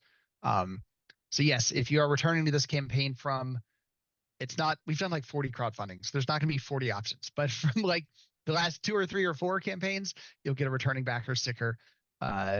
that will be for Dungeon Denizens 2. And it looks really cool. We'll show it at some point in some of the graphics we do. Actually, and while I'm here, we just posted a Dungeon Denizens 1 update. Let me give an update there. So the Dungeon Denizens 1 project is, I think it was 96% fulfilled in terms of the percent of backers who've got their projects or their products. The last 2 markets remaining are the UK and EU, and Australia and New Zealand. The UK, basically both those deliveries have landed on the shores. So which means your actual stuff you're going to get as a backer is probably 2 to 3 weeks out. But they're coming real fast, which is great. So UK, EU, our fulfillment partner there, said they actually got the container. So they'll, they have to unpack the container, prepare it for processing, et cetera, but probably 2 weeks out before packages start going out. And Australia, New Zealand, I believe they told me it had hit the port and it's going to get to their location, I believe, sometime next week. So we're getting very close to having those last couple markets fulfilled. Actually, and in not so good news for Purple Planet backers, we're going to post an update probably the next day or two when we have the final details. But basically, Purple Planet, also the US is 99% plus, but the international, honestly, it feels like somebody cast a curse on us. Every market had something go wrong. So Canada 30% fulfilled, but we don't know exactly what happened, but the shipment to the Canadian fulfillment company just didn't have everything it needed. So they have a lot of inventory, but not enough to complete any remaining orders in full. So there's another shipment going to Canada that will allow them to ship out those remaining Purple Planet pledges. For the UK, Mike, Chris, Matt, I don't know if I told you the story, but I got back from Gamma and our UK fulfillment partner still had not gotten their Purple Planet shipment. After we asked a bunch of questions, it turns out they had told the freight forwarder. The freight forwarder was like, we can ship this, one of 2 ways, option A or option B, which were both for like an upcoming boat. And the UK guy said, it's like catching an airplane. If you miss it by 1 minute, it's not like you're 1 minute late, but you're like 10 hours late because you have to catch the next plane. But with freight forwarders, it's like if you miss it by 1 minute, you're like a month late because you have to catch the next boat they're filling up to go to wherever. And when the UK fulfillment company told the freight forwarder, just ship it via cheapest method, he meant of the options for this boat, but they interpreted it as in general. So they just kicked the whole delivery to the next boat, which is leaving like 4 weeks later and would be cheaper for whatever reason. So unfortunately, there was a month-long delay in getting the Purple Planet stuff out to the UK fulfillment center. It's now been identified and they're putting it on the boat, but unfortunately it is delayed. Yeah, it was very annoying. And then the paperwork for Australia, the fulfillment company actually moved. So the paperwork had the old address, but that just causes a delay of a day or 2. Ironically, Australia might fulfill first among the international markets for Purple Planet because there were just these complications with Canada and UK. But it's all coming. Just give it time and it'll all be there. And we're really sorry for the backers who were kind of part of this, part of the complications with that Purple Planet delivery. All right. Is there anything else we didn't discuss? I'm keeping my notes here. I got important notes on MGM Plus and Tubi. A couple people asked about Dungeon Denizens 1 add-ons in the chat. That went by pretty fast. Anybody, if you're still on the chat, was there a specific request? I know we had a request for the crowdfunding editions of Dungeon Denizens. It's hard to offer that as an add-on because we don't know exactly how many we're going to have left over once we're done fulfilling number 1. And there's always this phase in the fulfillment stage of like the mailman destroyed your package or, something happened. And so we often are still fulfilling the 1% where packages got damaged or lost, for some time after Dungeon Denizens 1 is concluded. So it's hard to know how many we're going to have to offer as an option in 2. By the way, there was somebody was telling me one of the fulfillment companies was telling me this really funny story. They have, I don't know whose Kickstarter it is. They fulfill a lot of companies. One of the publishers they work with has like the super backer who backs everything and always gets the most expensive level. And they know this guy's name by heart because he has some sort of vicious dog.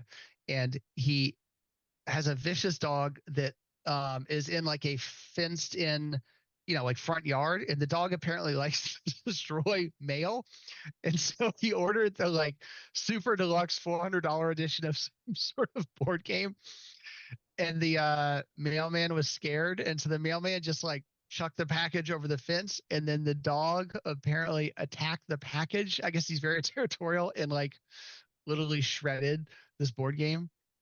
So the fulfillment this is Corey. Corey, if you're watching this, he was telling me they were trying to figure out what to do with this package because they didn't know what to do, how to deal with the situation. Wow. Yeah. Anyway, I don't see anything in the chat about Dungeon Denizens 1. So if you guys do want add-ons specific to it, let us know and we can see about adding it. We are 90 backers away from opening the first 2 backer monster slots, though. So keep Awesome. keep plugging away. Well, 89 now. So yeah. So if you want to contribute a backer monster, help spread the word, because the more backers we have on this project, the more slots we have open, and the greater chance of your monster being selected. Just by sheer, it's like swimming with sharks. You know, you never want to swim alone. You want to swim with a bunch of people, so the shark will be somebody else, right? You know, that's Preferably be people who look like seals, like, Yeah. like appetizing target. Mm-hmm. And just to be clear, though, we already reserved 1 slot for the Wereflumpf, and I feel like another slot was and the Thermogator, right? The Werewolf and the Thermogator. Thermogator, right? Yeah. No. So we actually need more. So yeah, so spread the word, right? No, we're just kidding. No, actually, we take care of all the art. So we are just actually for the text. Please do not submit illustrations with the monster designs. We are just looking for the for the words. Yeah, and if you are designing a monster, send in. I don't know. What do you guys think in terms of stats versus cool idea? I kind of feel like the cool idea, you can always fine tune the stats and frankly get a really good editor to help you with the stats. But like a really cool concept for a monster, I think often is really compelling. Yeah. Where do you guys fall on the whole, like, if you're somebody really, looking at this going to submit, yeah, it's really about the cool concept and something that we don't already have. And obviously you guys don't know what we already have because there's 350 things in the book, but there are certain times when we will get things in where like we already have this and then some. So yes, cool concepts is what it's really about. We will the 5e and the DCC teams will go over them and we'll make them cooler if they need to be made cooler, or fit them into the word count or whatever they need to do to make it work. And then also you just need to submit them for the one rule set that you are most familiar with. We have a design team that will then convert them. So if you're really good at DCC and you know anything about 5e, you don't have to set the rules in for both of them, just the one system that you're the best at. Pick the system you're the best at, send it in, and then we'll take care of it from there, but everybody will get it. So if somebody submits a 5e monster, we will make sure we convert that to DCC so that both books will have that monster in it when we pick it. And we literally will pick the best 20 monsters, or how many slots that we unlock during the campaign. Last time we had well over 100 submissions for this, so it was pretty tight, picking which ones made the cut and did. And there's a lot of different reasons why. And I guess, Mike, are we gonna ask that people create lower level monsters for this? I guess it probably makes sense too, right? To try and we have it makes sense. We haven't landed one. I will say though, however, if you were watching this and you are intent on submitting a backer monster, I'm going to give you some hints that will increase the chances of you being accepted. So, under no circumstances, submit a undead creature which is spawned from a battlefield. do not submit a vegetable monster which grapples and strangles you, and do not submit a monster which plants some sort of parasite or egg in you that later hatches. Yes. And I'll follow that up with no monsters that invade your dreams and needs a whole nother like rule system to decide like what happens. That we don't have room for that. I would Chris, say that sounds like a scar. Yeah, sounds like a wound we're reopening. Everybody, lots of people are like, oh, this one gets into your dreams and everything, and I'm like, how do you do that at the game table? It's like, is it in everybody's dreams? And they're like, oh, and I need a whole new rule system. It's only going to take 5,000 words to create this, and it's like, nope, we don't want that. We want things that are cool, evocative. I'll throw out there, we're going to put the guidelines out there to do it. Follow the instructions. Follow the instructions. That's like the first thing that we look at. If you send something in and it doesn't follow the instructions, that's usually the first thing we're like, automatically goes to the end of the pile. Like if the concept's really cool, it might make it, but that's the first thing. That's the first criteria that goes. The other thing that's very important is the word count. The word count is very specific. If you do something that's 2 times the words or half the words, it's also going to probably go to the end because we want something. We like to print our monsters about one monster per page and everything. So follow the instructions is probably the key thing too, and none of those things that Mike mentioned. Yep, all of those is locked in the ziggurat embargo, the ziggurat, yeah, along with the chain demons and everything else in there. That's it wasn't an embargo. What was it?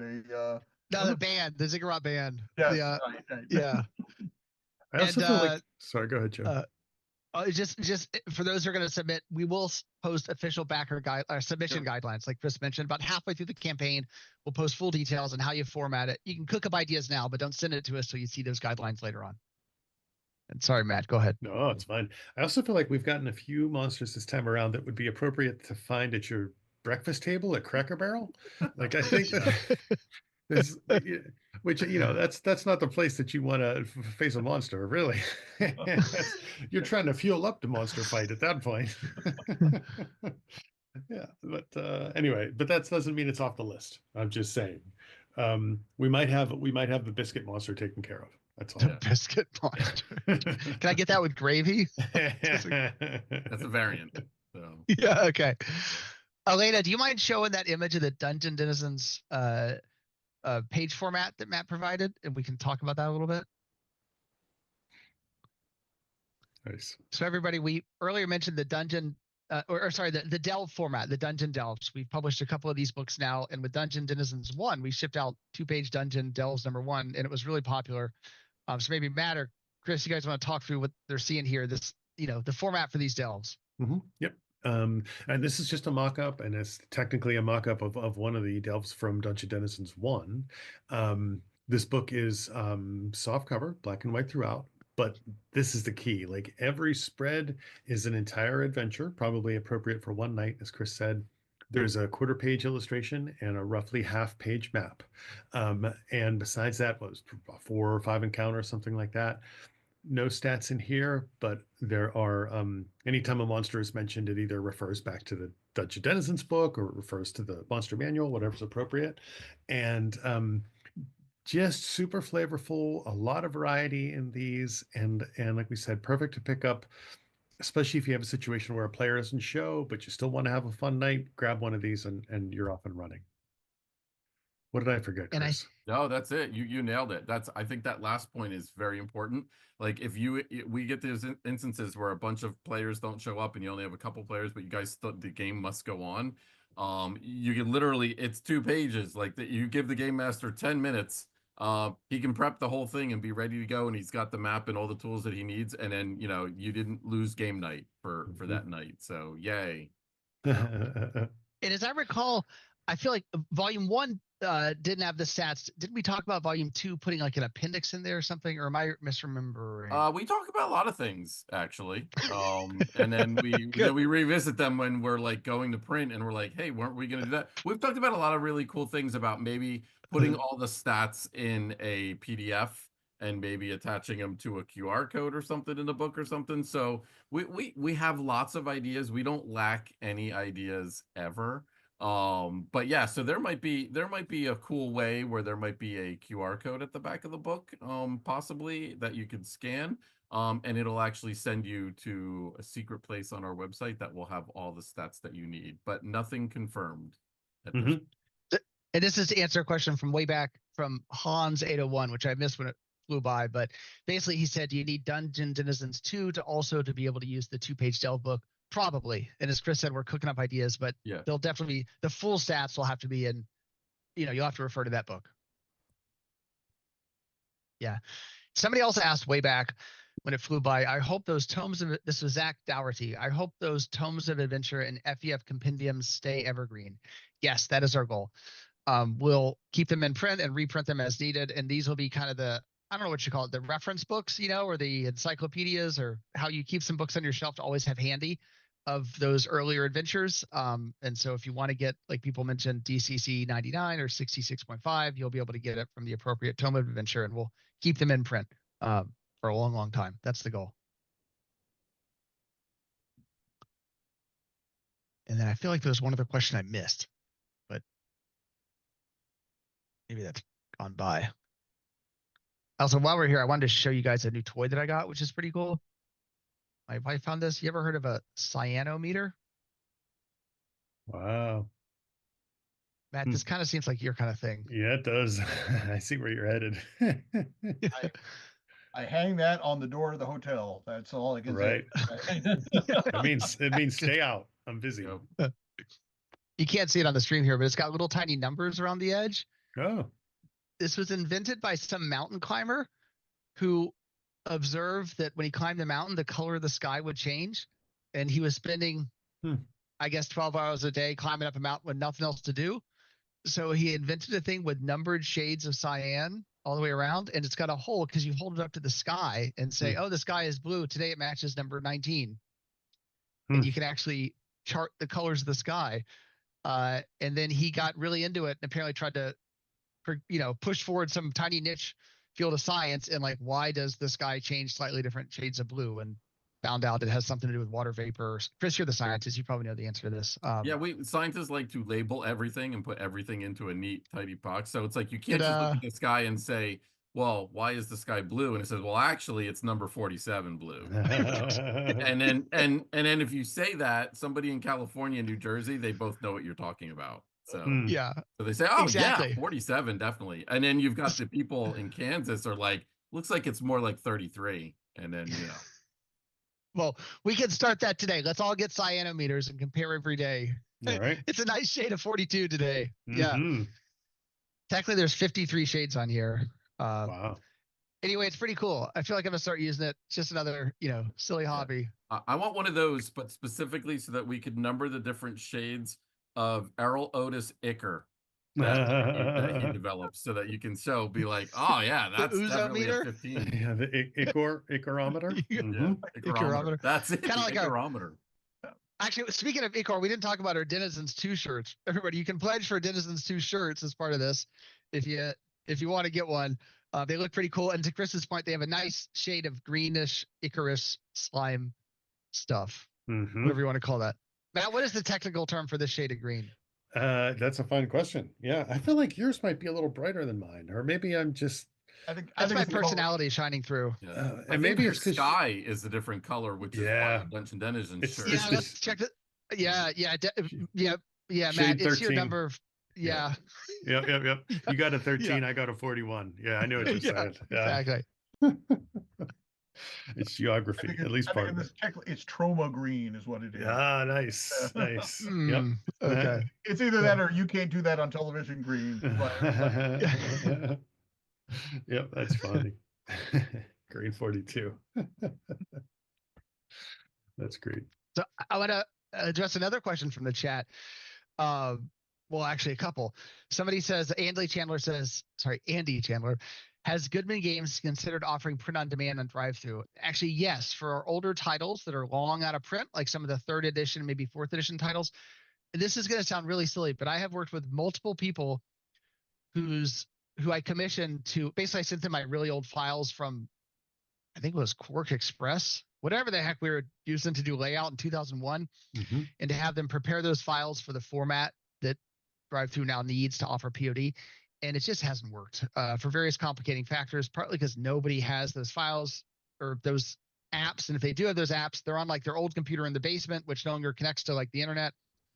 But if anybody out here has the technical capabilities to convert our like 2000s era files to POD format for a drive-thru, I'm still open to the idea. It is not an easy thing, it turns out. Right. Do you have a zip drive with a SCSI cable, right? Right, exactly.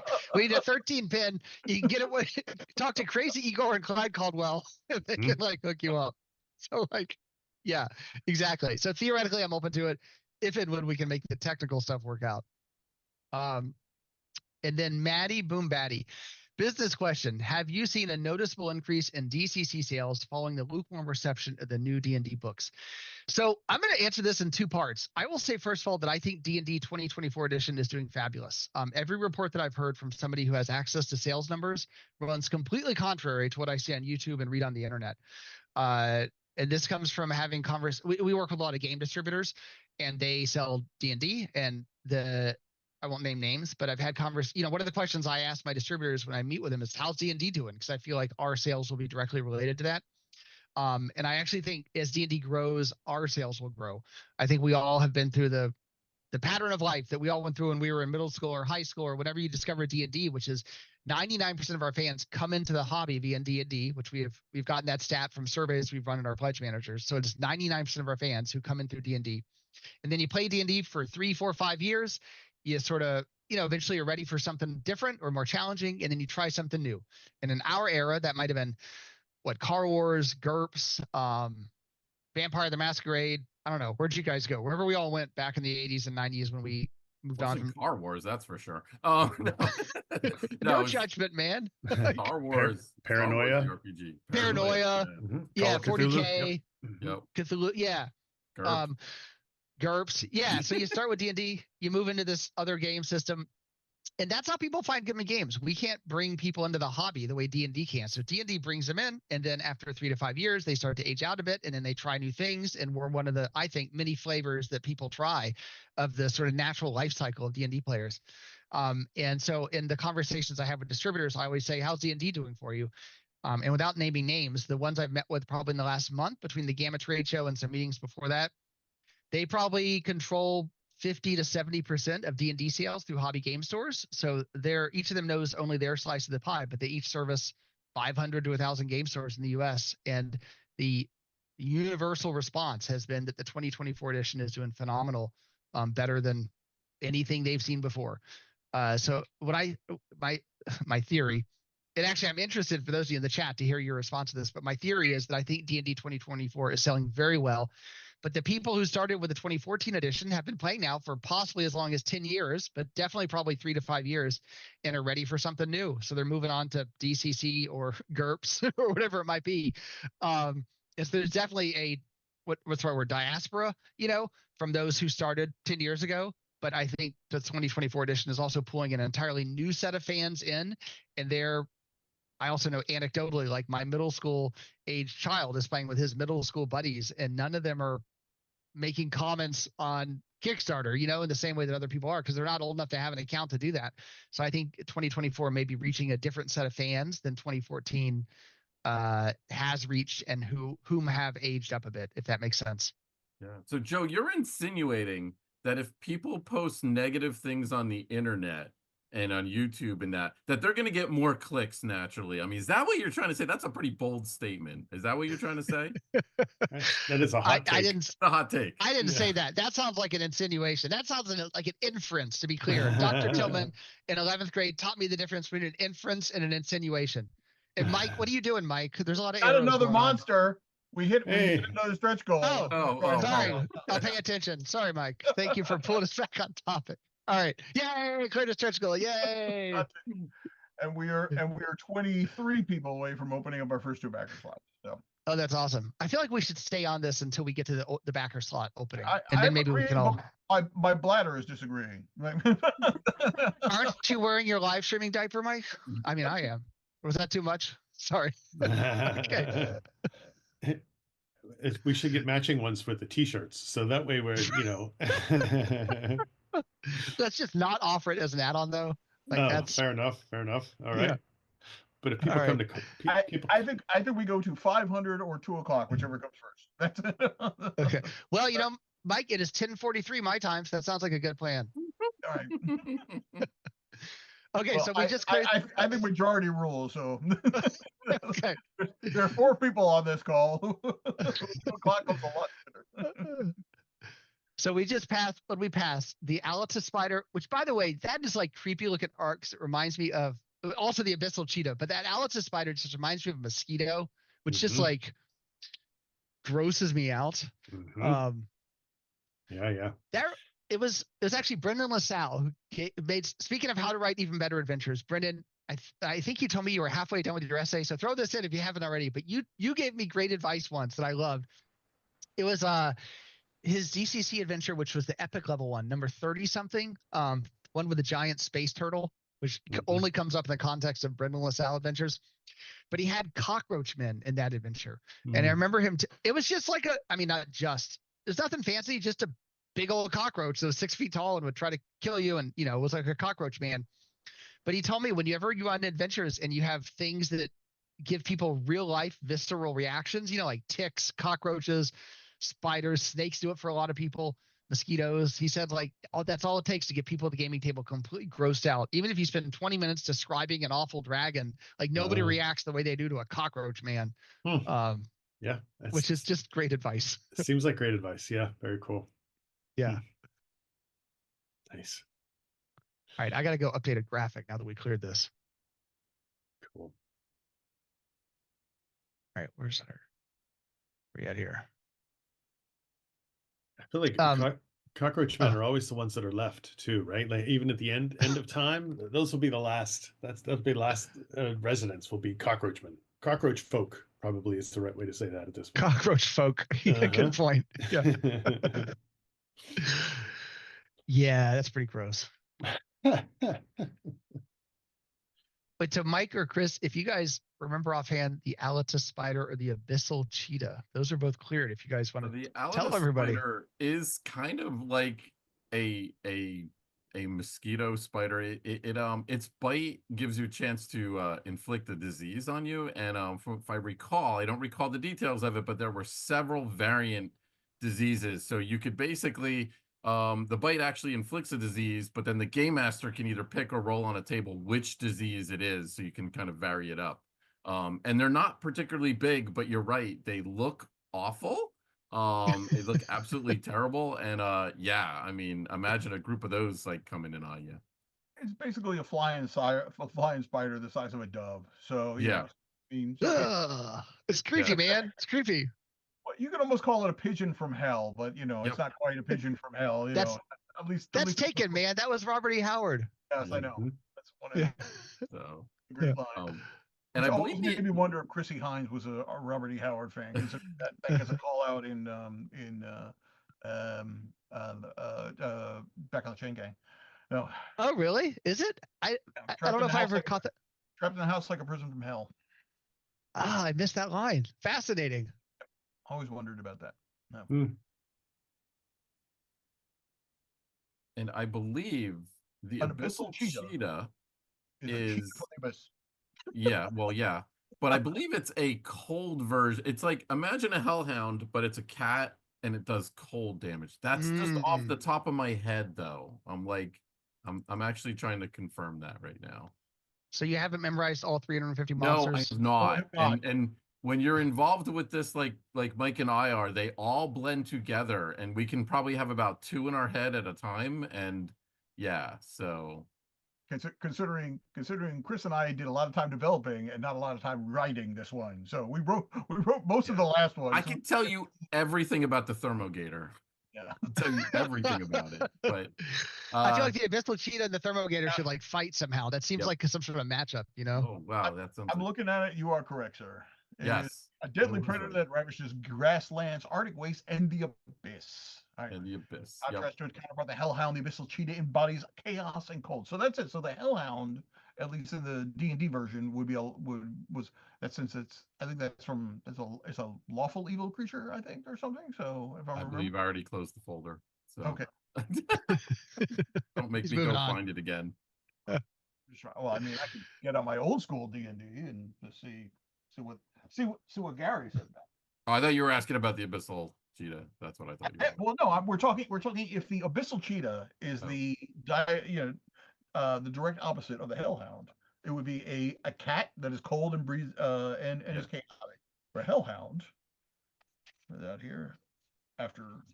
Speaking of matchups, when we're done with this topic, we got to tell people about the March Madness thing that's coming soon. Oh yeah, I hear there's a basketball tournament happening. Yeah. Sorry, Mike, we cut you off. What'd you say? Say it again. It is directly, even alignment-wise. Hellhound, fire dog, lawful evil, abyssal cheetah, cold, chaotic cat. There you go. Yes. That's the tagline. All right. So they should get along like a house on fire. So, Elena, if you didn't already, can you show that graphic of the abyssal cheetah? All right. Oh, we already did it. Okay. Chaotic cat. That seems normal. Yes, chaotic cat seems about right. So everybody, we're gonna do our version of March Madness. So starting in, I think it was next Monday, we're gonna have monster fights basically as part of this campaign. This conversation about hellhound versus Abyssal Cheetah definitely seems like we should do it. But the idea will be we're going to do a bracket, and there's going to be, I think you guys picked out 16 monsters. I remembering correctly. Yep. And they're going to be in a bracket just like, Sweet 16, A versus B, C versus D. Let backers vote on it. So each day will be like, okay, it's, whatever. The Abyssal Cheetah versus the Hellhound. Vote for which one you think would win in a fight. We'll give you a little bit of info about it. You vote for which one you think is going to win. And then as the brackets progress, we will then, narrow it down, and one monster will be the ultimate winner. And then everybody who participates will be entered into a drawing. And, I think we originally said one piece of art, but Brad McDevitt, one of our fabulous artists, actually found 4 super cool pieces that he donated. So we can have 4 original pieces of art that are all actual illustrations of monsters from this book. So you will win a piece of original painted art. By the way, here at Gummy Games, a lot of our artists, we encourage them to use actual, you guys may have heard of a thing called a paintbrush or an easel or a canvas. It's this thing they use in the before times, before computers, and you would use it to make art. So Brad uses these things. There's an original piece of art for many of the drawings, and Brad is contributing 4 of his original pieces of art. And the winners, not necessarily the winner, sorry, there'll be a sort of a raffle kind of thing of whoever participated in the brackets. But it's going to be super fun. We're going to whittle it down and see which monsters win in a fight based on backer votes, and then somebody wins some cool art as part of it. And I'm not allowed to win. Is that true? Well, hold on. Earlier on, we said employees would not be eligible. What was that? That Chris didn't want to participate in? Contest. The dance contest. Oh, I see. Sadly, we're not eligible to participate. I would dance for original art. I think that's only fair. So maybe we should revisit that rule, Chris. Maybe if there's original art involved, you do want to dance on camera. For the bone dancer. Yeah. And Dogface 701 says Keith Richards might be a bone dancer. Somehow that seems fitting. Yeah. And yes, that's what artists do. They push around colored mud with hairy sticks. Pretty much something. Matt, that's your whole department. We should retitle you. Yeah, exactly. Director of mud pushing. Mud hairy stick department. I need a new business card.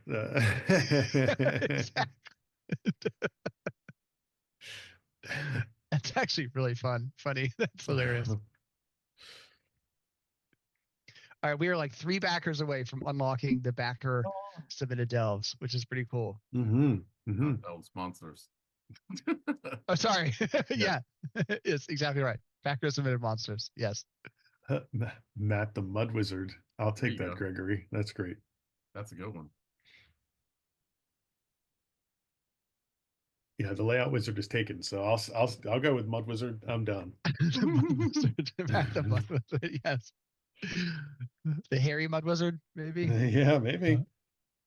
I was talking. Mudmancer. Mudmancer. Oh, yeah. Yeah. There you go. I was talking to Stefan the other day, and he was doing research for some reason on people's names and what they mean.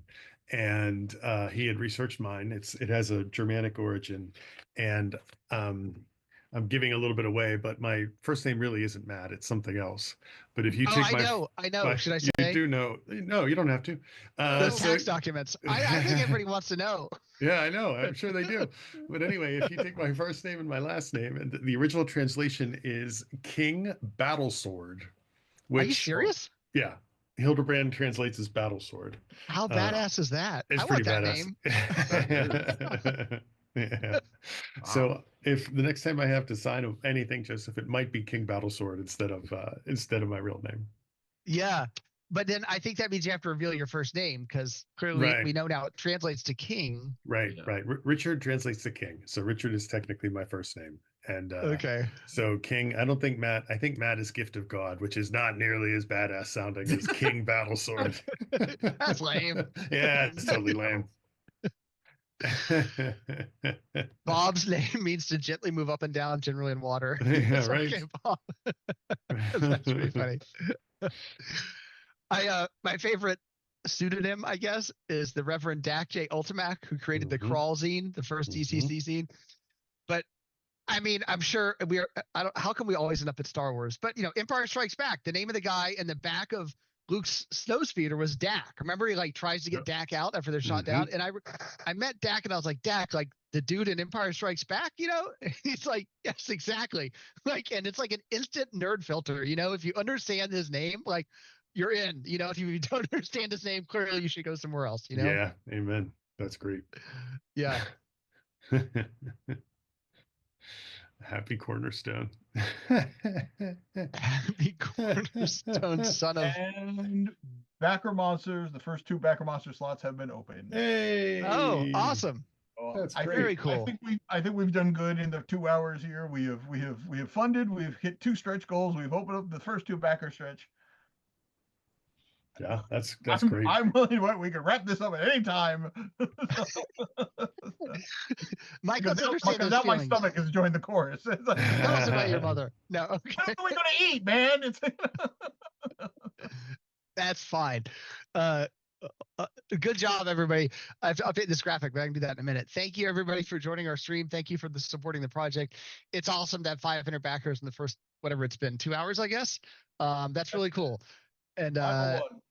501. Yeah. Thank you, everybody, for hanging out with us and confirming which Star Wars shows are good and which are bad, and which ones we should watch next, and discussing Chris's wardrobe. Always of interest to everybody. Some of us will be in Gary Con in less than 48 hours. So if you're ending there, just say hi, stop by, buy Joe and I a sandwich, buy Joe a beer, and you can hear the whole Gaddy story. Exactly. Yeah. I'll be at Gary Con Thursday and Friday. Mike, I think you'll be there the whole 4 days. Brendan's going to be there. A bunch of people are going to be there. So we'll How about see you all Jen? there, Is hopefully. Jen there too? Jen's going to be there. Yeah. Nice. Who else? There's a bunch of people. I can't remember them off the top of my head, but Nick and Trevor will be running the booth, I believe. yeah. Yeah, Doug has a booth. I think Chris Arneson has a booth. And if Doug can kidnap Stefan, he'll be there, but I'm not going to hold my breath.